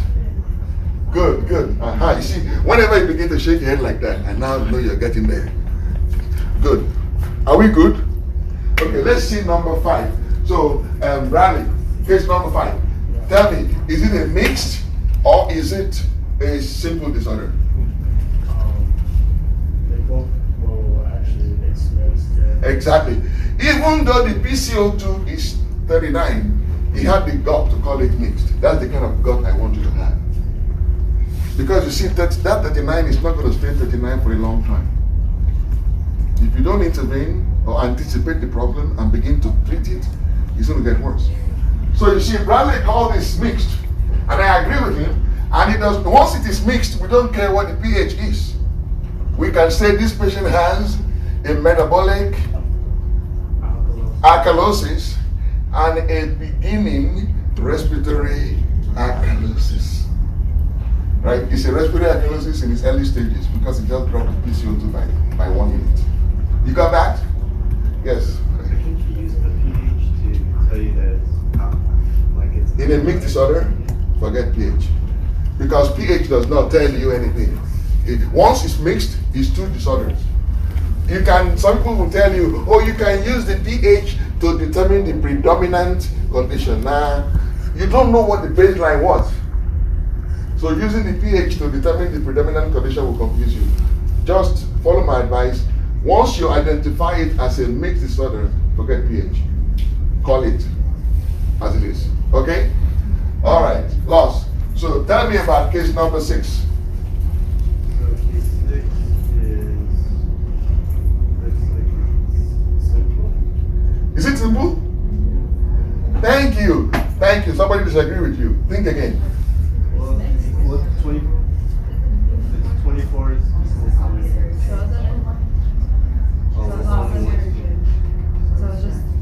so it'd be mixed. Exactly. It's mixed. That is weird, right? I'm telling you to call a patient with a pH of 7.38 and a normal bicarb. I'm telling you to tell the person that this person has a mixed disorder. Why am I saying that? Pause for a minute. When your PO2 is 38, if everything is working well in your equilibrium, should your bicarb be normal? No. Think. If your equilibrium reaction is going on, everything is fine, and your PCO2 is 38, your PCO2 is 38, close to 40 actually, and your bicarb is 24. Why isn't your bicarb a little low like your PCO2? Why? Okay, let me tell you my simple message. Is that case number 6? Case number 6 is what you will see when somebody is about to go into combined respiratory alkalosis and metabolic acidosis. Okay? Before it begins to happen. You will never see that in an exam. That case number 6, most people will call it as normal and they will throw it away. The patient is fine, let's move on. But I have seen cases like this where the patient comes into the emergency room and they did a blood gas and it was like this. And everybody forgot about the patient. And they went to take care of everybody else. By the time they came back, the patient is a lost secret. And the next blood gas looks more like case number 7 in hours. So for acid-based disturbances, please remember, don't forget, pH is 7.4, bicarb is 24, PCO2 is 40. Even when it is within normal range, for practice purposes, anticipate the change and keep a close eye. For exam purposes, nobody will give you values that are within range. They don't do that. But what I'm telling you is in practice. All right. Okay. So for number 6. For number 6. What was the metabolic going to be? You said it's respiratory alkalosis going into metabolic. Because this patient has 38. His bicarb and CO2 is slightly reduced. Yeah. If this was a normal person, the bicarb should have been like 21 or 22 or 23. It should be slightly reduced as well, right? But it's not reduced. So that means this person is about to drop their CO2 and they're about to retain bicarbonate, right? Because under normal circumstances, slight reduction in PCO2 should give you a slight reduction in bicarb. The fact that there is no slight reduction in bicarb means that this person is about to go into metabolic alkalosis and respiratory alkalosis at the same time. But they're in the very early stage of it, right? Now, case number 7, Justin. Sorry, why do they have alkalosis and then their pH is still that? Remember I told you that when it is a mixed disorder, disregard pH. Remember, don't forget what I told you. Case number 6, most people will pass it off as normal because whatever is going to happen here is in its early stages. This will become clear in 2, 3, 4 hours if you follow the same patient, right? And what I'm telling you that happened in this particular case was that the PCO2 now dropped to like 28 and the bicarb actually went up to like 28, right? So the patient ended up with metabolic alkalosis and respiratory alkalosis and the pH flipped. But that was what happened. I put this case here to make a point that don't disregard slight changes in acid-base disturbances in practice. In exam, go by the books. All right? In practice, don't disregard them. That's what I'm saying. Okay, so let's go. I mentioned somebody's name for number 7. Who? I got somebody. No, You want to do it? Yeah? Sure. It was the guy's name I mentioned earlier. No, lost one. Okay, all right. So do 7. What do you think? 7 is simple. Exactly. 7 is simple. So is it an acidosis or alkalosis? Or it's acidosis. Excellent. It's an acidosis. So call it out for me. Primary metabolic acidosis. Good. It's a primary metabolic acidosis and a secondary respiratory alkalosis. Excellent. Yes. Ugly. Good. 8. So 8 is mixed, Good. 8 is mixed. and it's a respiratory alkalosis Respiratory alkalosis. and metabolic alkalosis. Exactly. You got that now?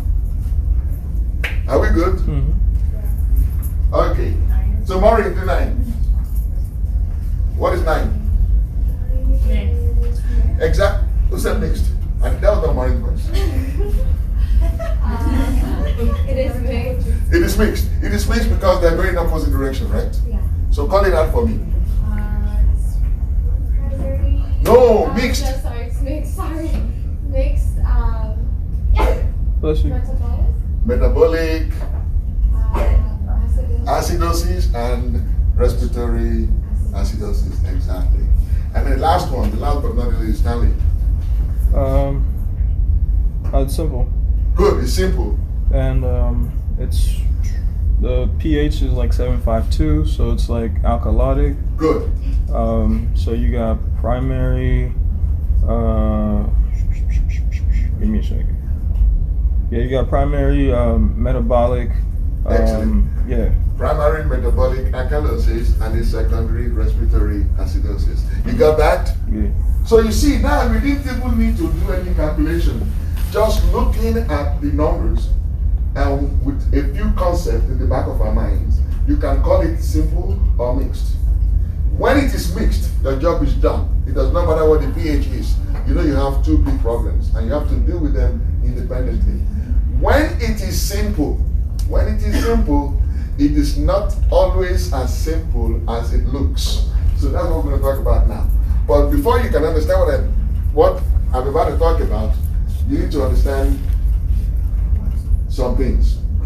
Let me ask you all of you, is there any part of this that is confusing still? I know, we can't stop. Thank you. I can't stop right now.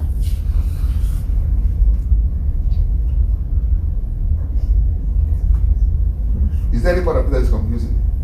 So everybody is clean and clear that if you have them going in the same direction, it's a simple thing. You use the pH to determine which one is primary and which one is secondary. When it is mixed, it's in opposite direction. Or one of them is abnormal, everything else is normal. Right? Now, the question I have for you is,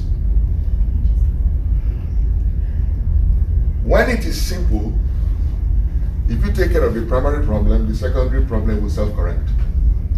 When it is mixed, you have to have a plan to treat both conditions.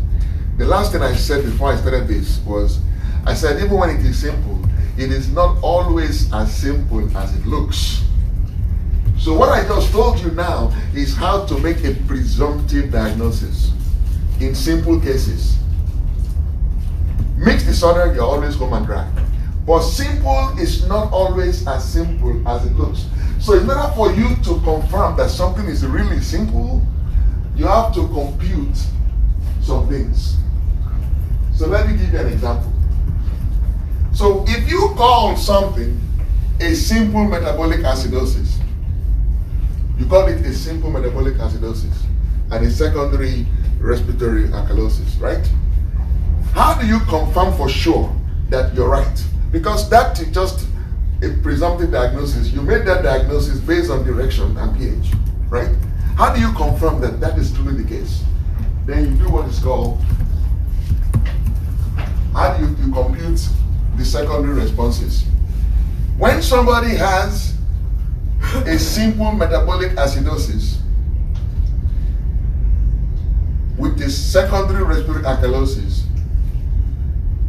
you can compute what the PCO2 should be by multiplying 1.5, multiplying the bicarb plus 1.5 and adding 8. If the PCO2 is within your plus or minus 2 of what you get, you're right. That was a simple disorder. But if the PCO2 is out of it, that means it looks simple, but it's actually a mixed disorder. Good. All right. So don't remember that. It looks complicated. It's nothing. It's simply taking the bicarb, divide it by 2, add it to the bicarb, and add 8. So you don't need the calculator to do that.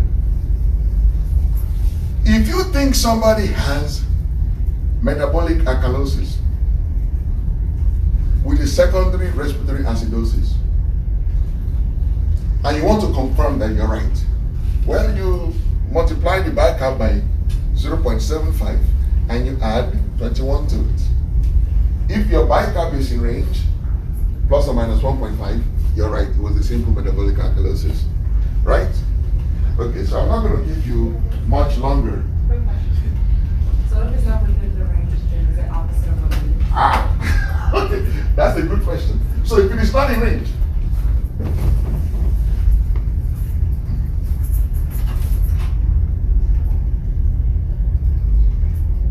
I have all these WCs everywhere. Right, so when you ask a very important question, you saw a simple metabolic acidosis, or you saw a blood gas, you thought it was a simple metabolic acidosis. You have CO2 expected, right? And then you compute it, and you find a CO2 that is actual. If your expected CO2 is greater than your actual CO2, that means your patient is retaining CO2. So that means there is a respiratory acidosis, right? Mm-hmm. But if your expected CO2, the one you computed, is less than what your actual CO2 is, that means your patient is blowing out CO2 more than expected. So that is, there is an actual respiratory alkalosis on top of whatever you're thinking. Okay, that is the purpose of computing expected and actual CO2s. And this formula, this equation, is only for simple disorders, what looks simple. Now, we're going to do a bunch of exercises, and I'm going to leave you alone to digest this before I come up to doing something. You're still far away. Okay.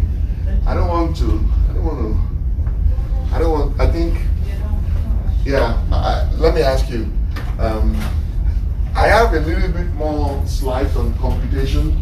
It's not complicated, it's all computing. In fact, exactly what I just told you is what this is about. If your expected PCO2 is the same as your observed CO2, that means you were right. Right? It was a simple problem. And usually the way some people would describe it is a simple with appropriate respiratory response. If your expected PCO2 is more than your observed PCO2, that means your patient has a respiratory alkalosis. Right? But if your exported PCO2 is less than observed PCO2, that means the patient has a respiratory acidosis. You got that, right? I just talked about that. So let me try to finish this. Now,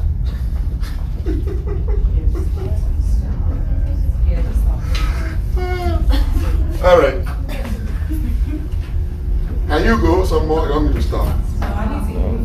We should stop, right? Yeah. Okay. What we'll do is I'll finish it the next class before we go to the pituitary disorder. But wait a minute, you have this holiday coming. You forget everything. You promise? Yeah. Are you on it? Scouts honor. Guess I have a question. No.